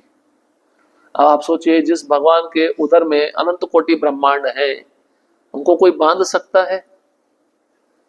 उनको बांधने के लिए रस्सी कितनी बड़ी चाहिए होगी, इस संसार की रस्सी भी कम पड़ जाएगी ना। लेकिन भगवान बंध गए प्रेम के कारण। उनकी शक्तियां भगवान को बंधने नहीं दे रही थी, लेकिन जब करुणा शक्ति आई तो भगवान कृष्ण ने देखा इतना लंबा समय हो गया, बहुत पसीना आ गया, मेरी माँ को थक गई है, तो दया आकर भगवान ने शक्ति को कहा मुझे बांध दो। और बांधते हुए भी क्या लीला किया, 2 यमला अर्जुन वृक्ष को उखाड़ के जड़ से फेंक दिया, जो हजारों साल नंद भवन में उगे हुए थे। और ऐसा दम नहीं लगाना पड़ा भगवान को। वो जो ओखली थी, उखल था, उससे जो रस्सी बंधी हुई थी, उस उखल को 2 पेड़ों के बीच में अटका दिया, और थोड़ा सा आगे गए, थोड़ा सा धड़ाम करके गिर गए। उसमें से 2 दिव्य पुरुष निकले, उन्होंने स्तुति की, भगवान की परिक्रमा की, और धाम को चले गए। ये सब बच्चे देख रहे थे। तो जब जैसे वृक्ष गिरे तो सब लोग आ गए, सब ब्रजवासी आ गए, इतनी जोर से आवाज हुई। वो बच्चे को कुछ हुआ तो नहीं। ब्रजवासियों ने पूछा ये वृक्ष किसने गिराए? कृष्ण ने गिराए। पागल हो गए हो क्या? मेंटल हॉस्पिटल में भेज दे तुमको। कृष्ण कैसे गिरा सकता है? और बच्चों ने जो देखा था वो सच ही देखा था। अब बाद में बच्चे बोलने लगे खाली वृक्ष नहीं गिराए, इसमें से 2 पुरुष निकले। बोले और कौन सा, इनको कोई भूत तो नहीं चढ़ गया? और वो 2 पुरुषों ने दिव्य थे, मुकुट, अलंकरण, चमचमाता तेज, कृष्ण को स्तुति कर रहे थे, हाथ जोड़ के परिक्रमा कर रहे थे। इसकी परिक्रमा कर रहे थे। ये कोई भगवान है क्या? ये ब्रजवासियों का भाव था। और परम मुझे राधा गोविंद महाराज बहुत अच्छा बताते हैं। बोले जब कृष्ण को बांध दिया तो किसने कृष्ण को बांधा है? बलराम जी गुस्से में आए। और यशोदा माता ने बोला मैंने बांधा है, तेरे को बांधू क्या? वो डर के भाग गए, बोले मुझे नहीं बंधना। तो बोले तुम्हें पता नहीं भगवान है? अच्छा, सारे अवतार मेरे घर में जन्म लेने हैं। बहुत अच्छा संवाद है, अन्य आचार्यों ने अपनी टीकाओं में लिखा है। भगवान भी डरते हैं, अरे माता की डांट पड़ेगी, डांट पड़ेगी तो डंडा भी पड़ सकता है। भगवान डरते हैं इससे, और डरना उनको अच्छा लगता है। वो भी पक गए हैं, गद्दी पे बैठे बैठे आरती उतारते रहो, भोग खिलाते रहो। और बड़ा अजीब लगता ना, एक ही क्रिया बार बार होती रहे, बोर हो जाता है व्यक्ति, कुछ नया चाहिए। इसलिए भगवान ऐसी लीला करते हैं। श्लोक क्रमांक 32 से 35 तक भगवान के जो जन्म है उनके उसका मत बताया गया अनेक तरीकों से। अब महारानी कुंती कहते हैं कि आपका जन्म यदुवंश का जो क्या कहते हैं गुणगान है उसका विस्तार करने के लिए हुआ। कुछ कहते हैं आप उस कुल में मले पर्वत में जो चंदन जैसे पैदा होता है वैसे आप चंदन के रूप में उस वंश में उत्पन्न हुए, उस वंश को हर जगह फैलाने के लिए, जैसे चंदन की खुशबू हर जगह फैलती है। अनेक कारण बता रही है भगवान के जन्म लेने के कुंती महारानी। श्लोक क्रमांक 32 से लेके 35 तक। केचिदाहुरजं जातं पुण्य श्लोकस्य कीर्तये यदो प्रियस्यान्ववाये मलस्येव चंदनम। कुछ कहते हैं कि अजन्मा का जन्म पुण्यात्मा राजाओं की कीर्ति का विस्तार करने के लिए हुआ है, और कुछ कहते हैं कि आप अपने परम भक्त राजा यदु को प्रसन्न करने के लिए जन्मे हैं। आप उसके कुल में उसी प्रकार प्रकट हुए हैं जिस प्रकार मले पर्वत में चंदन होता है। क्योंकि इस भौतिक जगत में भगवान का प्राकट्य व्यामोह में डालने वाला है, अतएव अजन्मा के जन्म के विषय में विभिन्न मत हैं। भगवत गीता में भी आपने सुना ना भगवान जन्म क्यों लेते हैं? यदा यदा ही धर्मस्य ग्लानिर्भवति भारत अभ्युत्थानम अधर्मस्य तदात्मानं सृजाम्यहम्। जब जब धर्म की हानि होती है, अधर्म बढ़ता है, तो मैं प्रकट होता हूं। ये कारण बताए गए भगवान के जन्म लेने के। साधुओं की रक्षा करना, दुष्टों का नाश करना। भगवत गीता में भगवान कहते हैं कि यद्यपि वे सारी सृष्टि के स्वामी तथा अजन्मा, फिर भी वे इस भौतिक जगत में जन्म लेते हैं। अतः अजन्मा के जन्म से इनकार नहीं किया जा सकता, क्योंकि स्वयं भगवान ने इस सत्य को प्रतिष्ठित किया है। फिर भी उनके जन्म को लेकर विभिन्न मत प्रचलित हैं। भगवत गीता में भी इसकी घोषणा हुई है, वे अपनी अंतरंगा शक्ति से धर्म की स्थापना करने तथा पुण्य आत्माओं की रक्षा करने और पापियों का विनाश करने के लिए प्रकट होते हैं। उन अजन्मा के प्राकट्य का यही उद्देश्य है। फिर भी ये कहा जाता है कि पुण्य श्लोक राजा युधिष्ठिर की कीर्ति का विस्तार करने के लिए भगवान आए।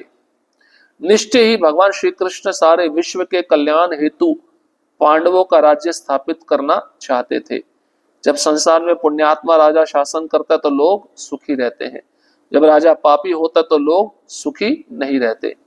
इस कलयुग में अधिकांश राजा पापी हैं, अतएव नागरिक भी लगातार दुखी रहते हैं। लेकिन प्रजातंत्र में तो पापी नागरिक अपने प्रतिनिधि का चुनाव स्वयं करते हैं, अतएव अपने दुख के लिए किसी अन्य को दोष नहीं दे सकते। अब एक कारण बताया है, महाराज युधिष्ठिर की कीर्ति को बढ़ाने के लिए भगवान प्रकट हुए।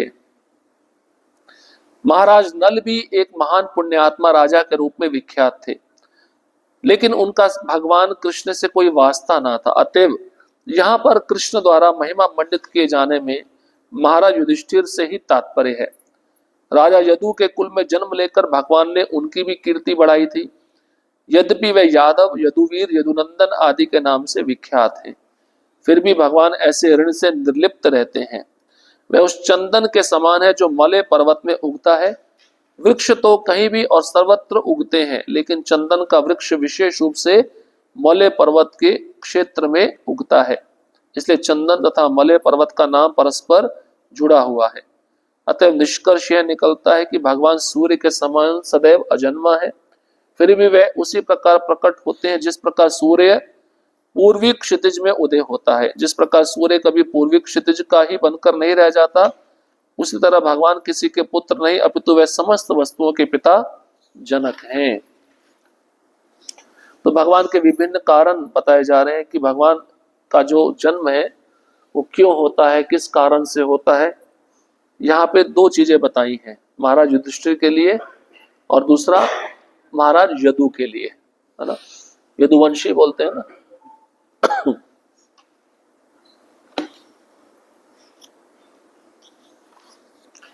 श्लोक क्रमांक 33। अपरे वसुदेवस्य देवक्याम याचितो अभ्यगात अजस्त्वमस्य क्षेमाय वधाय च सुरद्विषाम।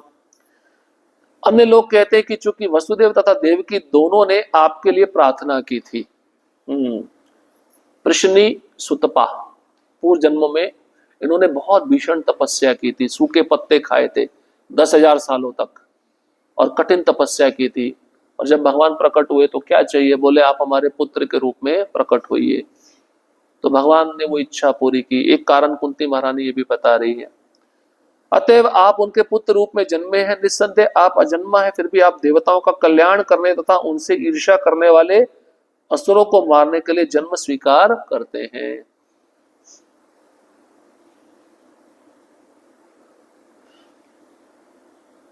तात्पर्य में प्रभुपाद जी लिखे भी हैं, वसुदेव देवकी ने तपस्या की थी पूर्व जन्म में सुतपा तथा प्रश्नी के रूप में, और भगवान उनके पुत्र रूप में प्रकट हुए।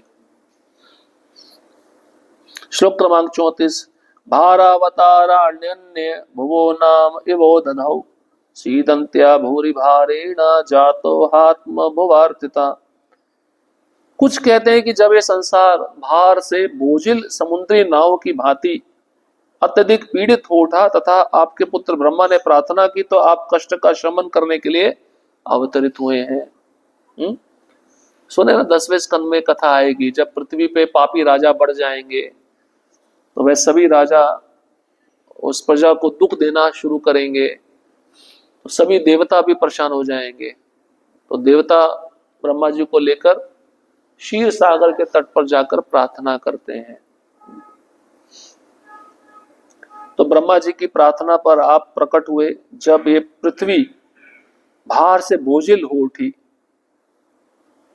समुद्री नाव, जैसे नाव में समुद्र में नाव चल रही है, उसमें आप ज्यादा सामान रख दो तो बोझिल हो जाती ना नाव, उसी प्रकार से जब पाप बढ़ जाता है पृथ्वी पे तो पृथ्वी बोझिल हो जाती है।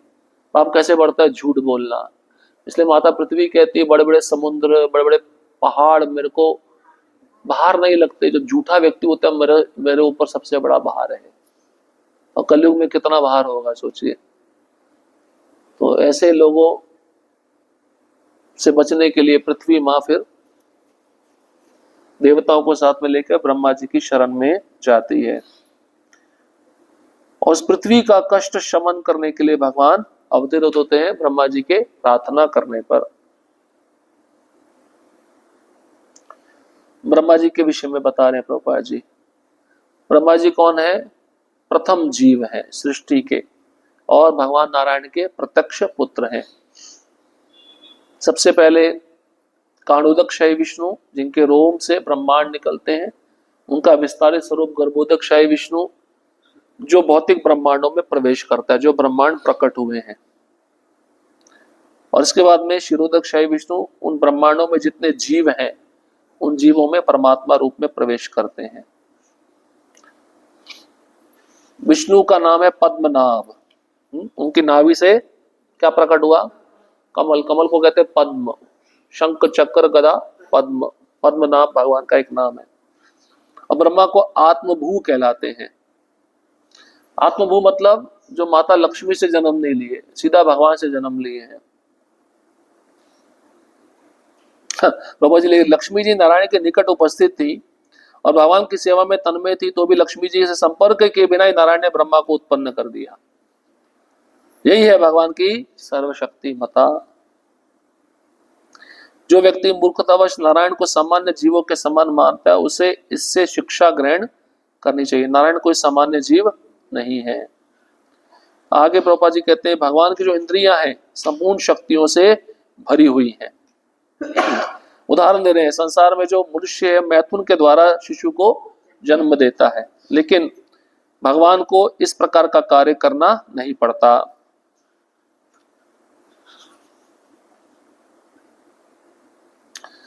अतः ब्रह्मा अपने पिता से सीधे उत्पन्न हुए, उन्हें माता के गर्भ में नहीं रहना पड़ा, इसलिए वे आत्मभू कहलाते हैं। इस ब्रह्मांड मंडल के भीतर श्वेत द्वीप नामक एक दिव्य ग्रह है, जो शिरोदकशाही विष्णु का परमेश्वर के परमात्मा रूप का धाम है। तो एक सागर है दूध का, श्वेत द्वीप कहते हैं उसको, वहां पे शिरोदकशाही विष्णु निवास करते हैं। उसी ब्रह्मांड में है, पर आप देख नहीं सकते। इसी ब्रह्मांड में शहद का समुद्र है, इसी ब्रह्मांड में घी का समुद्र है, इसी ब्रह्मांड में गन्ने के रस का समुद्र है, इसी ब्रह्मांड में शराब का भी समुद्र है। कौन सा समुद्र देखना चाहते हो? इसी ब्रह्मांड में दही का भी समुद्र है। ये 5वें स्कंद में बताया गया है। जब कभी ब्रह्मांड में कोई ऐसा संकट उत्पन्न होता है जिसे अधिशासी देवता नहीं सुलझा पाते, तब वह इसके निवारण के लिए ब्रह्मा जी के पास जाते हैं और सभी शिरोदकशाही विष्णु के पास परामर्श लेते हैं, भाई क्या किया जाए अभी। तो शिरोदकशाही विष्णु अवतार लेकर उस समस्या का समाधान करते हैं। अब जितने भी अवतार आप देखते हो ना, कूर्म हो गया, वराह हो गया, नरसिंह हो गया, सब शिरोदकशाही विष्णु से आते हैं अवतार। ऐसी समस्या कंस तथा अन्य राजाओं के शासन काल में उत्पन्न हुई थी और ये पृथ्वी असुरों के दुष्कर्मों से बोझिल हो उठी। तब अन्य देवता समेत ब्रह्मा ने शिरोदक सागर के तट पर जाकर प्रार्थना की और कृष्ण वसुदेव तथा देवकी के पुत्र रूप में अवतरित हुए। तो कुछ लोगों का कहना है कि भगवान का अवतरण ब्रह्मा जी की प्रार्थना के कारण हुआ। श्लोक क्रमांक 35। भवे अस्मिन् क्लिश्यमानानाम् अविद्या काम कर्म भी श्रवण स्मरणानि करिष्यन्निति केचन। तथा कुछ कहते हैं कि आप श्रवण स्मरण पूजन आदि की भक्ति को जागृत करने के लिए प्रकट हुए हैं, जिससे भौतिक कष्टों को भोगने वाले बद्धजीव इसका लाभ उठाकर मुक्ति प्राप्त कर सके। मतलब कुंती महारानी कह रही है, कुछ का ऐसा मत है कि आप भक्ति का मार्ग दिखाने के लिए प्रकट हुए हैं, इससे लोग इस भक्ति को समझ सके, इस मार्ग पर चल सके, उनके जीवन में जो कष्ट हैं वो खत्म हो सके। नीचे आइए। प्रभुपाद जी कहते हैं, कोई भी नया मार्ग अपने इच्छा के अनुसार प्रकट नहीं कर सकता, निर्मित नहीं कर सकता। महत्वाकांक्षी लोगों का ये फैशन बन गया है ना, यतो मत ततो पथ। बहुत सारे मार्ग हैं, सब पे चलो एक जैसा फल मिलेगा। बहुत सारे लोगों का सोचना ऐसा ही है ना।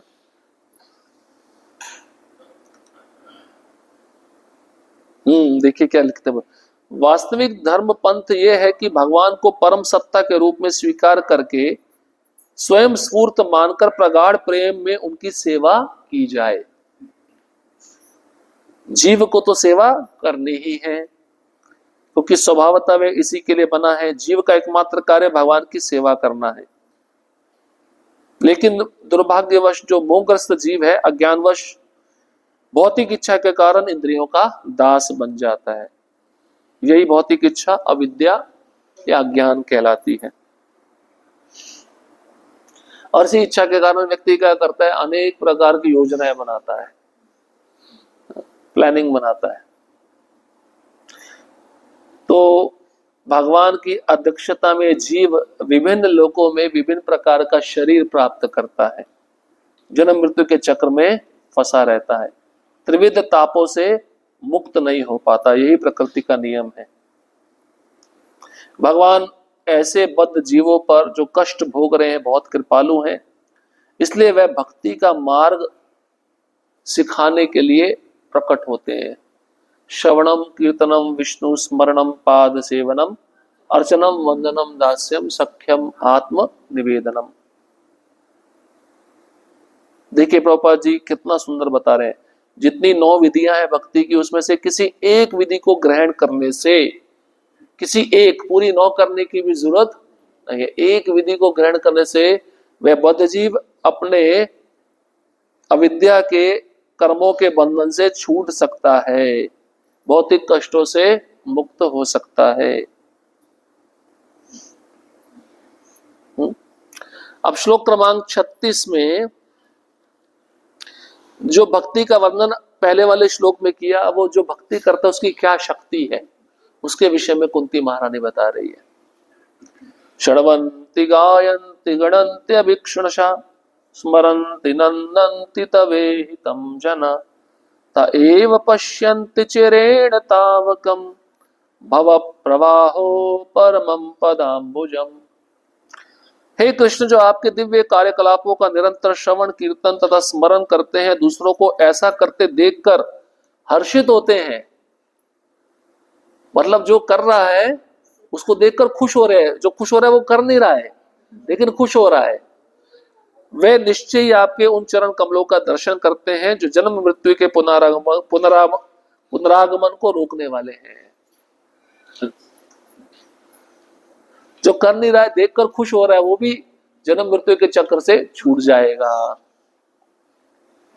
शृण्वन्ति मतलब जो आपकी कथा सुनते हैं, गायन्ति जो कीर्तन करते हैं, कथा का भी कीर्तन होता है, नाम का भी कीर्तन होता है, दोनों प्रकार के कीर्तन का वर्णन कर रहे हैं। गणन्ति मतलब ग्रहण करना, चिंतन मनन करना, स्मरण करना, इसको कहते हैं गणन्ति।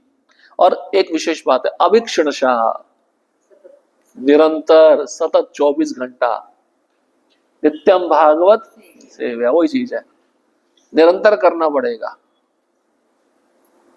इसका मतलब निरंतर अपने को सेवा में लगाए रखो। स्मरंती स्मरण करते हैं, नंदंती हर्षित होते हैं, पश्यंती अचिरेन तावकम शीघ्र ही वो आपके चरण कमलों को देख लेंगे। और भव प्रहा जो पुनर्जन्म की धारा है, जन्म मृत्यु का चक्र है, ऊपरम बंद हो जाएगा, रुक जाएगा। भगवान श्री कृष्ण हमारी इस बद्ध भौतिक दृष्टि से नहीं देखे जा सकते। उनका दर्शन पाने के लिए मनुष्य को भगवान के स्वजात प्रगाढ़ प्रेम से युक्त भिन्न प्रकार की जीवन अवस्था का विकास करके अपनी वर्तमान दृष्टि को बदलना होगा। मतलब उसको भौतिक जीवन से निकलकर आध्यात्मिक जीवन में प्रवेश करना होगा, भक्ति करनी होगी, उस अवस्था को बदलना होगा, ऐसा प्रभुपाद जी कह रहे हैं।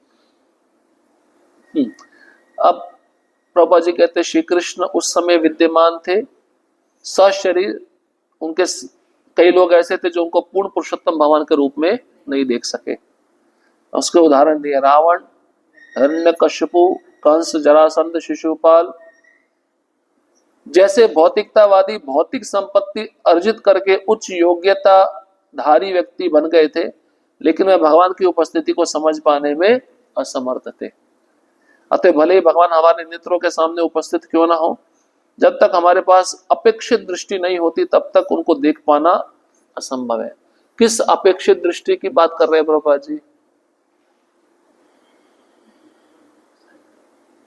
आध्यात्मिक दृष्टि, जो भक्ति के द्वारा हम इंद्रियों को शुद्ध करते हैं, उस दृष्टि की बात कर रहे हैं। उसी दृष्टि से आप भगवान को देख सकते हो, उन्हीं इंद्रियों से आप भगवान को समझ सकते हो, अन्यथा उनको देख पाना असंभव है। अब योग्यता बता रहे हैं प्रभुपाद जी। यह अपेक्षित योग्यता एकमात्र भक्ति में सेवा द्वारा उत्पन्न होती है, जिसका शुभारंभ कहां से होता है? श्रवण।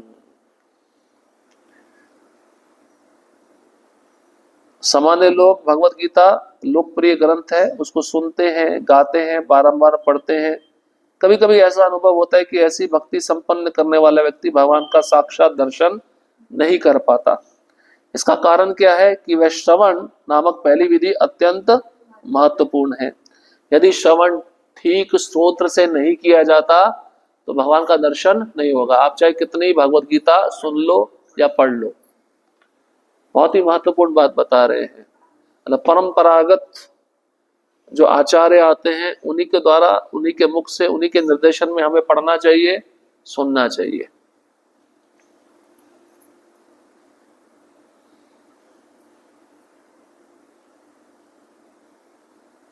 यदि श्रवण सही स्रोत से किया जाए तो उसका प्रभाव तुरंत पड़ता है।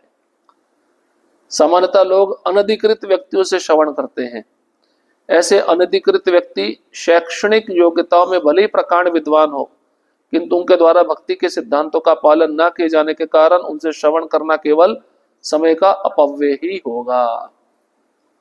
कभी कभी मूल पाठ की व्याख्या कलात्मक ढंग से इस तरह की जाती है जिससे वे अपना खुद का हेतु सिद्ध कर सके। अतः सर्वप्रथम सक्षम तथा योग्य वक्ता चुनना होगा और तब उससे ही श्रवण करना होगा। इसलिए अधिकतर लोगों को भगवत गीता क्यों नहीं समझ में आती? चलो इससे भी सुन लेते हैं, उससे भी सुन लेते हैं, तो कोई भी परिणाम नहीं मिलता। जो शुद्ध है उसके मुख से सुनेंगे तभी तो आपको समझ में आएगा ना। इसलिए परंपरागत विधि, इस पे प्रभुपाद जी बहुत जोर देते हैं। ऐसे संसार में बहुत सारे वक्ता हैं सुनाने के लिए, लेकिन वो शुद्ध है क्या, उनका आचरण कैसा है ना, या जो वो बता रहे हैं अपने जीवन में वो पालन कर रहे हैं क्या, ये बात हमने बहुत बार चर्चा किया है। तो इसलिए ध्यान पूर्वक सुनना चाहिए और किससे सुन रहे ये भी समझ लेना चाहिए। और सुनते समय नींद ना आए तो और भी अच्छा है। नींद आ जाती है, कभी कभार प्रकट हो जाती है। इसलिए ध्यान रखना चाहिए। पार्वती माता भी सो जाती थी बीच बीच में। शिवजी बोलते थे मैं भागवतम कथा सुनाऊंगा, लेकिन तुम्हें हुंकार भरना है, तो पता चले तुम सो नहीं रही हो। तो सुखदेव गोस्वामी तोते के रूप में सुन रहे थे, सो गई है तो भगवान कथा नहीं सुनाएंगे, वो हुम वो बोलते थे। और शिवजी ने देखा अरे तो सो रही है, फिर कौन बोल रहा हो, किसने भागवत को सुन लिया मेरे मुख से। सुखदेव गोस्वामी साक्षात शिवजी के मुख से भागवतम सुने, एक अपने पिता के मुख से भी सुने हैं, शिवजी के मुख से भी सुने हैं। और शिवजी ऐसे हैं कि वो भी सुनते रहते हैं भागवतम, ऐसा नहीं है को सुना रहे हैं, वो भी सुनते रहते हैं। सनत कुमार आते हैं, उनके बड़े भाई हैं, उनसे सुनते हैं, नारद जी से सुनते हैं, उनको सुनना अच्छा लगता है, इसलिए सुनना चाहिए। अगर ठीक से नहीं सुनेंगे तो समय की बर्बादी है। यहाँ पे बाबा जी ने मूल कभी कभी जो वक्ता होता है ना, मूल पाठ की व्याख्या बड़े चतुराई ढंग से करता है अपना सिद्ध साधने के लिए। ऐसे बड़े कई लोगों में विद्वत्ता बहुत होती है, विद्वत्ता को प्रकट करते हैं हम कितने ज्ञानी हैं। ज्ञान से आप भगवत गीता नहीं समझ सकते, भक्ति से आप समझ पाओगे। ज्ञान का ग्रंथ नहीं है, भक्ति का ग्रंथ है भगवत गीता। इसलिए ऐसे लोगों से बचना चाहिए। आजकल बड़ी भीड़ लगती है ना ऐसे पंडालों में, ऐसे पंडाल वाले लोग फिर क्रिकेट भी खेलते हैं, है ना। क्रिकेट खेलकर फिर वो जग जाहिर करते हैं, अपने शिष्यों के सामने खेलना शुरू कर देते हैं। आपने कभी देखा है कोई वक्ता, एक्चुअली देखा जाए भागवतम के वक्ता को भागवत में रुचि होनी चाहिए बस। हमारी परंपरा में आचार्य है परम पूज्य राधा गोविंद महाराज, भागवतम के अलावा उन्होंने दिन रात कुछ नहीं पढ़ा, कुछ नहीं पढ़ा। महाराज खाने को भी भूल जाते थे, सोने को भी भूल जाते थे। आप सब दर्शन करके आए ना। आजकल तो हम बड़ा स्क्रीन लगा देते हैं, टीवी दिखाते हैं, विजुअल दिखाते हैं। महाराज कथा करने से ही पूरा पंडाल भर जाता था, इतने शुद्ध भक्त हैं वो। अब तो अभी उनका तबीयत साथ नहीं दे रहा है, बड़ा दुख है। लेकिन उनकी जो कथाएं हैं अद्भुत, वो कभी भी अपने भाव को प्रकट नहीं करते। ऐसे भक्त से सुनना चाहिए, भगवान बहुत प्रसन्न होते हैं। प्रभुपाद जी ने हमको ये सब कुछ दिया है, हम फिर भी बाहर ढूंढते हैं कुछ अच्छा मिल जाए, कुछ नया मिल जाए। अच्छा नहीं है वो सब। इसलिए प्रभुपाद जी कहते हैं सबसे पहले अच्छा वक्ता चुनना होगा। इसलिए वक्ता आप कैसे चुनोगे, उसके कुछ लक्षण देखो, समझो वो क्या करता है, कैसे बोलता है, कैसे चलता है। अर्जुन भगवत गीता में प्रश्न पूछे ना, जो योग स्थित व्यक्ति होता है उसके क्या लक्षण है, दूसरे अध्याय को आप पढ़िएगा। वो कैसे खाता है, कैसे चलता है, कैसे बोलता है। बहुत सुंदर उत्तर दिए हैं भगवान, 4 श्लोकों में उत्तर दिए हैं। तो ऐसा व्यक्ति चुनना होगा। और जब व्यक्ति आप ऐसा चुन लोगे तब श्रवण विधि का प्रभाव होगा। श्रवण विधि पूर्ण तथा पक्की हो जाएगी। और श्रवण करने से प्रभुपाद जी कहते हैं अन्य विधियां स्वतः ही पूरी हो जाएंगी, लेकिन श्रवण करने के बाद उसका मनन चिंतन करो, उसका गुणगान करो, कीर्तन करो, दूसरे को बताओ, तब अन्य विधियां पूरी होंगी।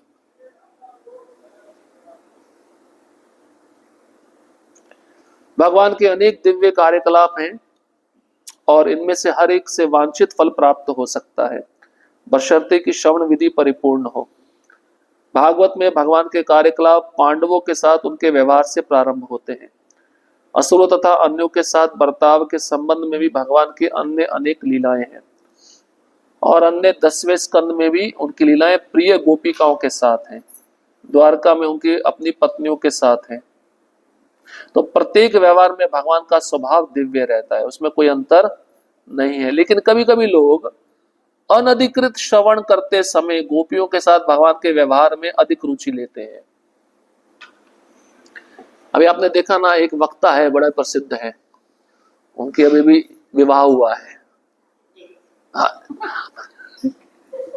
कितनी बढ़िया शादी हुई है, देखिए आप। भगवान राज खोल देते हैं, आपको कितना प्रेम है। कोल्हापुर में वो आए थे, हमारे भी भक्त गए थे, सबकी रुचि रहती है कुछ नया सुनना है। ये पढ़ पढ़ के बोर हो गए प्रभु जी, मन नहीं लग रहा है इसमें, थोड़ा नया सुनना है। तो वो बोले चाय पी सकते हो, कोई प्रॉब्लम नहीं, चाय पी सकते हो, कॉफी पी सकते हो। अब ये व्यक्ति जो स्वयं ये सब कर रहा है, आपको सिखा रहा है, वो क्या वक्ता बनेगा, क्या वक्ता बनेगा। शादी करना कोई बुरी बात नहीं है, बच्चे पैदा करना कोई बुरी बात नहीं है, लेकिन आप एक वक्ता हो, लोग आपको फॉलो करते हैं, आपको सादे तरीके से कर लो। समझ रहे बात को? जो जितना, इसका मतलब आपके पास माल भी बहुत है, वो कहां से आया? अब राज खुलेगा तो सारे राज खुल जाएंगे, वो कथा करके ही आया ना। भागवतम में तो लिखा है पैसे से कथा नहीं करनी चाहिए। तो ऐसे लोगों का सुनोगे तो क्या होगा? कभी भी बुद्धि मन इंद्रियां शुद्ध नहीं होगा। प्रभुपाद जी ने कभी भागवत कथा नहीं की, पता है उनको? प्रभुपाद जी को कुछ शिष्य करते हैं, हमारे गुरु महाराज करते हैं। अभी थोड़ा वो भी कम हो गया, तो दिसंबर के महीने में हर साल महाराज की कथा रहती थी। हाँ, इस बार है ना। बीच में एक दो साल महाराज की तबीयत ठीक नहीं थी, तो नहीं कर पाए थे। महाराज का उद्देश्य ये नहीं है पैसा कमाना।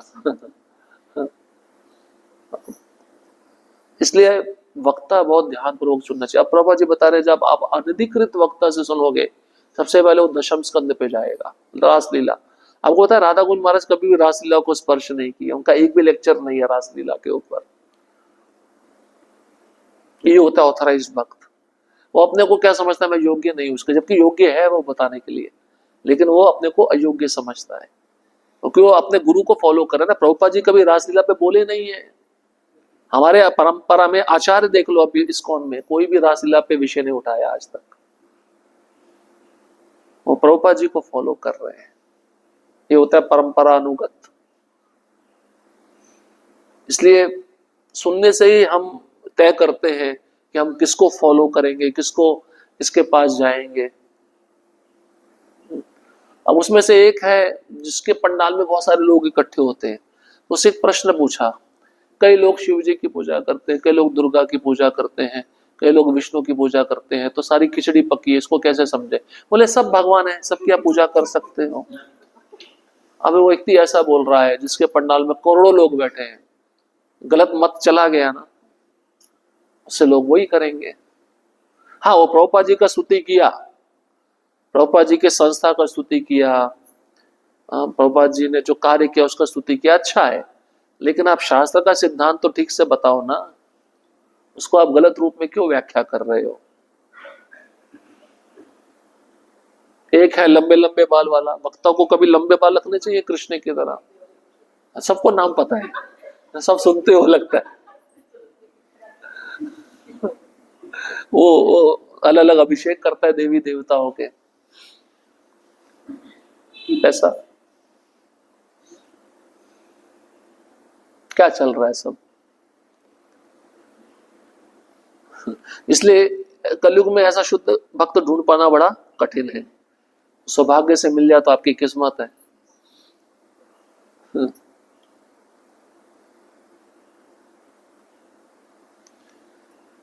ऐसी मनोवृत्ति श्रोता के कामुक विचारों की सूचक है।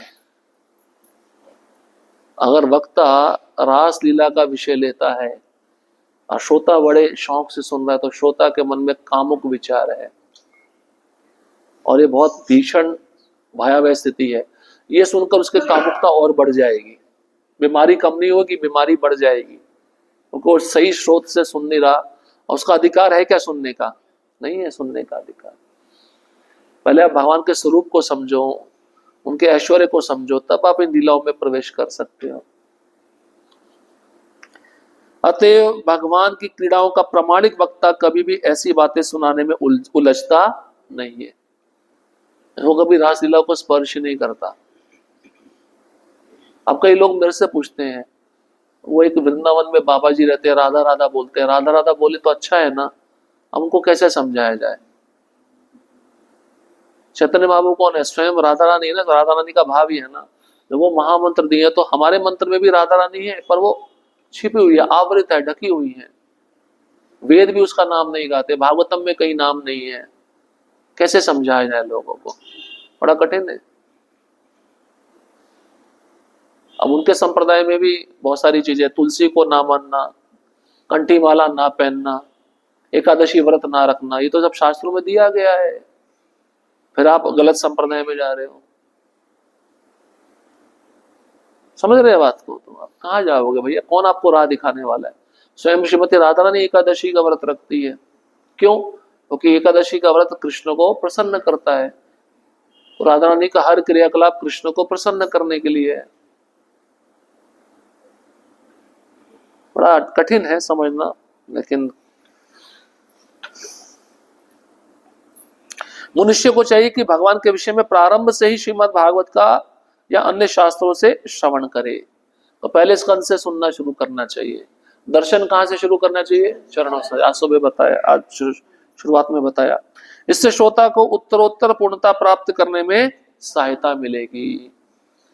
अब बहुत सारे वक्ता हैं, देखो एक एक मुझे याद आ रहा है, जया किशोरी 2.5 लाख का बैग लेकर घूमती है, 5 लाख की घड़ी पहनी हुई है। उसको पूछा, अरे आप आध्यात्मिकता में कथावाचक हो, ये मेरे शिष्यों ने मुझे दी है, तो पहनने में क्या जाता है?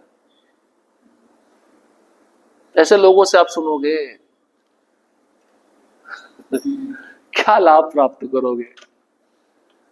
एक ने तो इस्कॉन का ट्रेडमार्क तिलक ही लगाया हुआ है, चित्रलेखा। वही नाम तो कहीं ना भीड़ तो इकट्ठी करनी है कहीं ना कहीं से। ये सब ढोंगबाजी भरी पड़ी है बाजार में। कौन सा प्रोडक्ट लेना चाहते हो देख लो।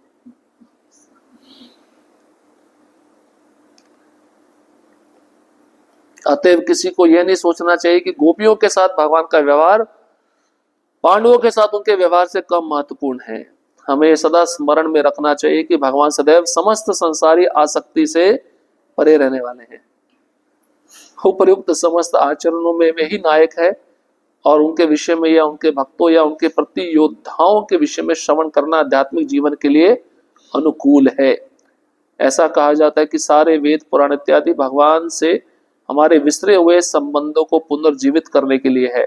इन सभी शास्त्रों को सुनना आवश्यक है। तो मूल रूप से प्रामाणिक विधि से श्रवण करना चाहिए। और जब प्रामाणिक विधि से श्रवण करते हैं तो भगवान को हम ठीक से समझ पाएंगे। तो श्रवण कीर्तन जो कर रहा है, स्मरण कर रहा है, वो तो भगवान के चरण कमलों को देखेगा, लेकिन ये विधि सही तरीके से करनी चाहिए, परंपरागत रूप से करनी चाहिए। और जो उनको देखकर प्रसन्न हो रहा है वो भी भगवान के चरण कमलों को देखेगा। ऐसा कुंती महारानी कह रही है।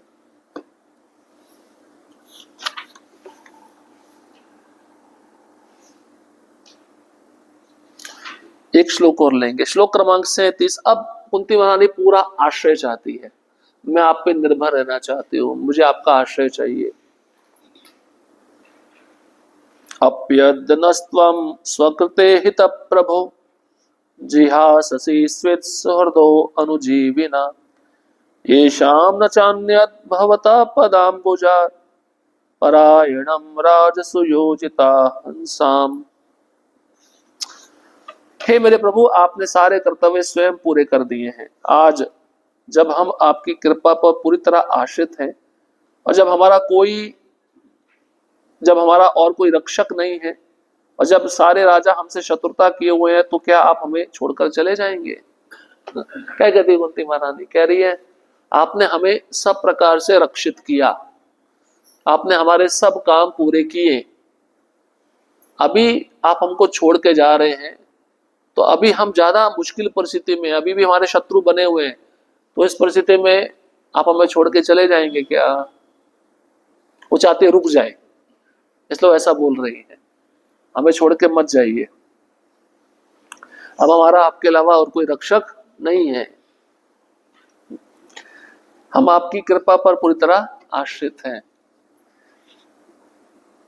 पांडव अत्यंत भाग्यशाली थे क्योंकि सौभाग्यवश वे भगवान की कृपा पर पूरी तरह आश्रित थे। भौतिक जगत में किसी की दया पर आश्रित होना घोर दुर्भाग्य का चिन्ह होता है, लेकिन भगवान के साथ जहां तक हमारे दिव्य संबंध की बात है, तो जब हम भगवान पर पूर्ण रूप से आश्रित होते हैं तब ये हमारा परम सौभाग्य होता है। इस संसार में भगवान को छोड़कर अन्य जीवों पे आश्रित होना ये दुर्भाग्य है नहीं। कभी कभी उस व्यक्ति के पास जाके कुछ मांगना पड़ता है, भीख मांगनी पड़ती है, मिलता नहीं है, ये दुर्भाग्य है हमारा। इसलिए भगवान के ऊपर आश्रित रहना चाहिए, ये हमारा सौभाग्य है। भौतिक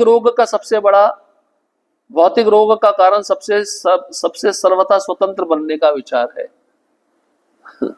लेकिन क्रूर भौतिक प्रकृति हमें स्वतंत्र नहीं बनने देती।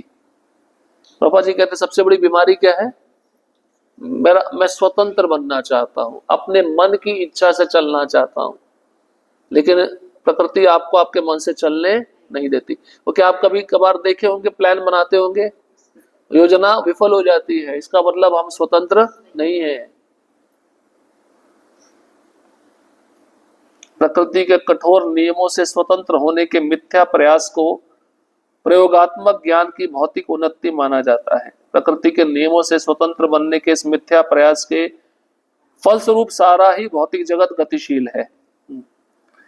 स्वर्गलोक तक सीधी सीढ़ी तैयार करने के इच्छुक रावण से लेकर वर्तमान युग तक सभी लोग प्रकृति के नियमों पर विजय पाने का प्रयास कर रहे हैं। डॉक्टर लोग प्रयास कर रहे हैं, साइंटिस्ट लोग प्रयास कर रहे हैं, पैसा कमाने वाले लोग प्रयास कर रहे हैं, किस पे? मृत्यु पे विजय प्राप्त करने का। आज तक जो कभी ना हुआ है ना होगा, स्वतंत्र रहने की विधि। अब वे लोग इलेक्ट्रॉनिक यांत्रिक शक्ति से सुदूर लोकों तक पहुंचना चाह रहे हैं। मंगल, चंद्रमा, अभी सूर्य पे भी छोड़ा है। सूर्य पता नहीं वो यंत्र वहां तक पहुंचेगा भी नहीं पहुंचेगा। उनको पूछा जाता है यंत्र छोड़ के आप क्या जानना चाहते हो? सूर्य में कितना तापमान है जानना चाहते हैं, भागवतम में लिखा है। अरे मूर्खो, इसको पढ़ लो थोड़ा, इस पे उसको हमें नहीं पढ़ना है, हमारा इस पे कोई विश्वास नहीं, हमें अपने बलबूते पे जानना है कि वहां पे कितना तापमान है। जाओ फिर घर बनाओ, सीमेंट लेके जाओ उधर, क्या करेंगे ऐसे लोगों का? बड़ा मुश्किल है। लेकिन मानव सभ्यता का सर्वोच्च लक्ष्य भगवान के मार्गदर्शन में कठिन श्रम करना तथा पूर्ण रूप से उन्हीं पर आश्रित हो जाना है। पूर्ण सभ्यता की चरम उपलब्धि वीरता पूर्वक कार्य करते हुए भगवान पर पूर्ण रूप से आश्रित रहना है। पांडव जन सभ्यता के इस मानक के आदर्श पालक थे।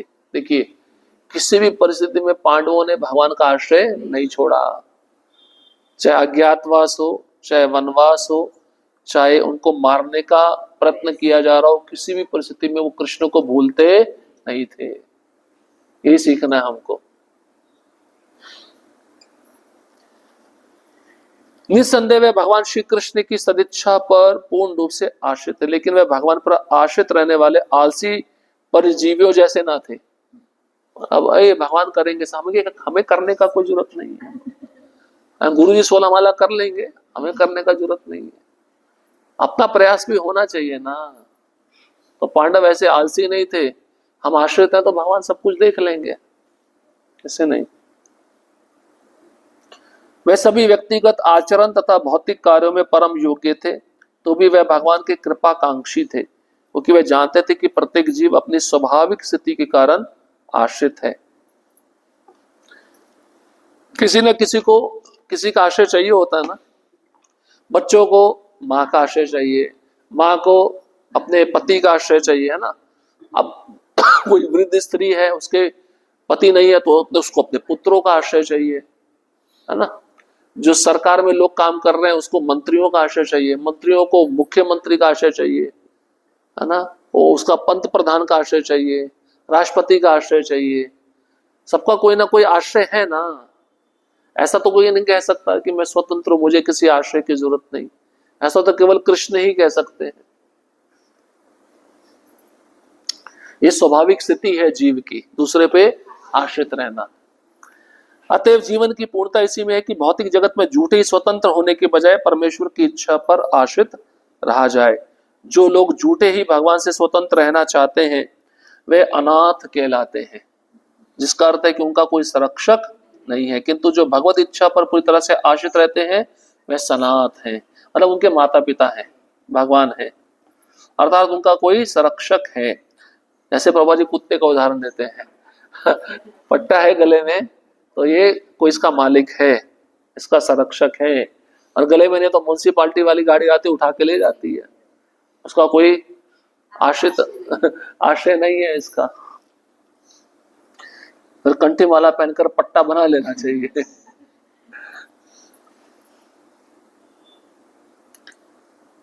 अतएव हमें सदैव सनाथ बनने का प्रयत्न करना चाहिए, जिससे हम इस भौतिक अस्तित्व की प्रतिकूल परिस्थितियों से सुरक्षित रह सके। बाह्य भौतिक प्रकृति की भ्रामक शक्ति के कारण हमें भूल जाते हैं कि जीवन की भौतिक दशा अत्यंत अवांछनीय उलझन है। भगवत गीता हमें निर्देश करती है कि अनेक जन्मों के पश्चात ही कोई भाग्यशाली व्यक्ति इस तथ्य से अवगत हो पाता है कि वासुदेव ही सर्वे सर्वा है। आप सोचिए कि जितने भी लोग हैं संसार में जो कृष्ण का आश्रय नहीं लिए हुए, उनको दोबारा जन्म लेना पड़ेगा। वो किस शरीर में जाएंगे, कौन से देश में जन्म लेंगे, कुछ पता नहीं है, लेकिन उनके लिए दोबारा जन्म लेना निश्चित है। हमें तो कोई आशा भी है, होप है हमारे हृदय में। भगवान ने उम्मीद दी है, अगर ठीक है शुद्ध भक्ति नहीं हो पाती तो ऊंचे कुल में जन्म मिल जाएगा, मनुष्य का शरीर ही मिलेगा, लेकिन वो भी हमें नहीं लेना है, हमें प्रयास करना है। लेकिन इनके लिए तो कोई आशा की किरण नहीं है, ये कौन सी जगह पे जाएंगे इनको ये भी पता नहीं है। वही गीता का श्लोक प्रभुपाद जी बता रहे हैं, बहुनाम जन्म नाम अंते ज्ञानवान माम प्रपद्यते वासुदेव सर्वमिति सा महात्मा सुदुर्लभा। बड़े अब इससे पहले भी हमने कई जन्म व्यतीत किए होंगे इनकी तरह। अब भगवान ने हमको सौभाग्य दिया है, हम कृष्ण के शरण में आए हैं, जान पाए हैं, ये मौका अब हमें नहीं गंवाना है। इन लोगों की तरह इनको कितने जन्म लेने पड़ेंगे पता नहीं। प्रभुपाद जी अमेरिका में एक मंदिर है, प्रभुपाद जी जब उसको खरीदे तो बाहर से परिक्रमा करते थे, और कुछ बूढ़ी स्त्रियां जो मंदिर के अंदर नहीं आ पाती थी, जो चलने में तकलीफ होता था, लाठी रहता था, प्रभुपाद जी उनके बारे में भी सोचते थे। तो प्रभुपाद जी ने अपने शिष्यों को बोला एक कुर्सी बिछवा दो इनके लिए। तो वो अंदर दर्शन के लिए नहीं आ पाती, तो प्रभुपाद का कीर्तन सुनती थी, और प्रभुपाद जब बाहर आते थे प्रभुपाद उनको हाथ ऊपर करके बोलते थे हरे कृष्णा, वो भी करती थी। तो प्रभुपाद जी वहां पे कहते हैं, प्रभुपाद जी कहते थे ये प्रसाद लिए बिना नहीं जानी चाहिए, प्रभुपाद जी की करुणा। अंत में प्रभुपाद जी कहते हैं कृष्ण तक सबको पहुंचना है, लेकिन किसी को कितने जन्मों तक पहुंचना है ये पता नहीं। किसी का लक्ष्य बहुत पास में है, किसी का अनेक लाखों जन्मों के पीछे है, लेकिन पहुंचना है। तो जिसकी भक्ति तीव्र है, शुद्ध भक्ति है, वो जल्दी पहुंचेगा, लेकिन जिसकी भक्ति ही नहीं है उसको कितने जन्म लेने पड़ेंगे पता नहीं, क्योंकि हर कोई भगवान की संतान है ना। तो प्रभुपाद जी की करुणा सब पे रहती थी, लेकिन हमें डिसाइड करना है कि हमें जल्दी जाना है, बहुत देर करके जाना है, या कितने जन्म लेके जाना है, हमारे हाथ में है। इसलिए पहुंचना सबको है, लेकिन गति थोड़ी कम ज्यादा है। यही एक महात्मा का लक्षण होता है, वो कृष्ण को सर्वे सर्वा मानता है और शरणागत हो जाता है। पांडव परिवार के सारे सदस्य ग्रस्त जीवन में महात्मा थे। महाराज युधिष्ठिर महात्मा में अग्रणी थे और महारानी कुंती देवी इनकी माता थी। अतः भगवत गीता तथा समस्त पुराण और उनमें से विशेष रूप से भागवत पुराण की शिक्षाएं अनिवार्यतः पांडव महात्माओं के इतिहास से जुड़ी हुई है। उनके लिए भगवान का विछोह वैसे ही था जैसे मछली का जल से विलग होना। आप समझ सकते हैं कितना प्रेम करते थे भगवान को। इसलिए तो आपने देखा ना, जैसे ही भगवान अपने धाम में गए, ये अब निकल गए, इन्होंने राज्य को त्याग दिया, कुंती महारानी तो उसी समय शरीर छोड़ दिया, इतना प्रेम था। अतः कुंती देवी को ऐसा विछोह वर्ज्यप्रात सदृश प्रतीत हुआ। कौन सा विछोह? कृष्ण जा रहे हैं, अब हमारी रक्षा कौन करेगा? भाई अभी तो दुश्मन ज्यादा हो गए ना, हमने इतने लोगों को मार दिया, उनके रिश्तेदार हमारा बदला लेंगे नहीं लेंगे, अब हमारा रक्षा कौन करेगा? हम विछोह होगा, विरह होगा, वो विरह हमसे सहन नहीं हो पाएगा। इसलिए उनकी सारी प्रार्थना भगवान को अपने साथ रहने के लिए राजी करने के लिए प्रयास है। कुरुक्षेत्र युद्ध के बाद यद्यपि सारे शत्रु राजा मारे जा चुके थे, लेकिन उनके पुत्र तथा पौत्र पांडवों से निपटने के लिए अभी भी जीवित थे। देखिए, ऐसा नहीं है कि पांडवों को ही ऐसी शत्रुता का सामना करना पड़ा हो, अपितु हम सभी सदा ऐसी स्थिति में रहते हैं। कोई ना कोई हमें भी मारने का प्रयास करता है ना। आप बोलोगे भौजी क्या बात कर रहे हो? अरे सही बात है, आपको पता नहीं है। हाँ, प्रत्यक्ष मारने का प्रयास नहीं कर रहा है, लेकिन आप बोलते समय नीचे दबाना, पीछे करना, ये मारने का प्रयास नहीं तो और क्या है। आपकी भी स्थिति ऐसी ही है, पांडवों जैसी, लेकिन पांडवों की प्रत्यक्ष स्थिति थी, डायरेक्ट, हमारी इनडायरेक्ट है। प्रहलाद महाराज भी ऐसी स्थिति में बैठे हुए थे। हाँ, बॉस जो होता है, मालिक जो होता है कंपनी में, कैसे बोलता है अपने एम्प्लॉय को, वो मारना नहीं तो और क्या है। कभी कभार सैलरी टाइम पे देना नहीं, कभी कभार ऊट पटांग बातें सुनाना, ये क्या है? यही स्थिति है जो हम सब फंसे हुए हैं इन स्थितियों में।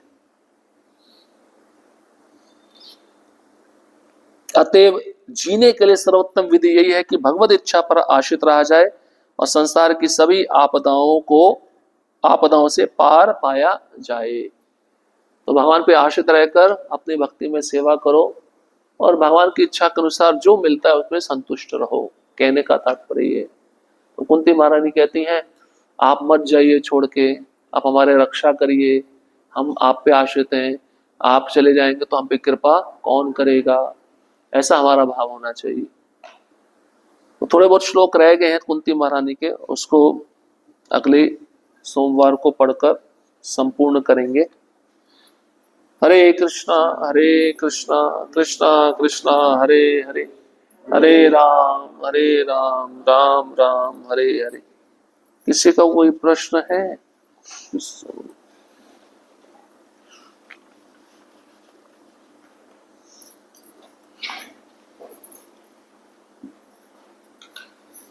ठीक है।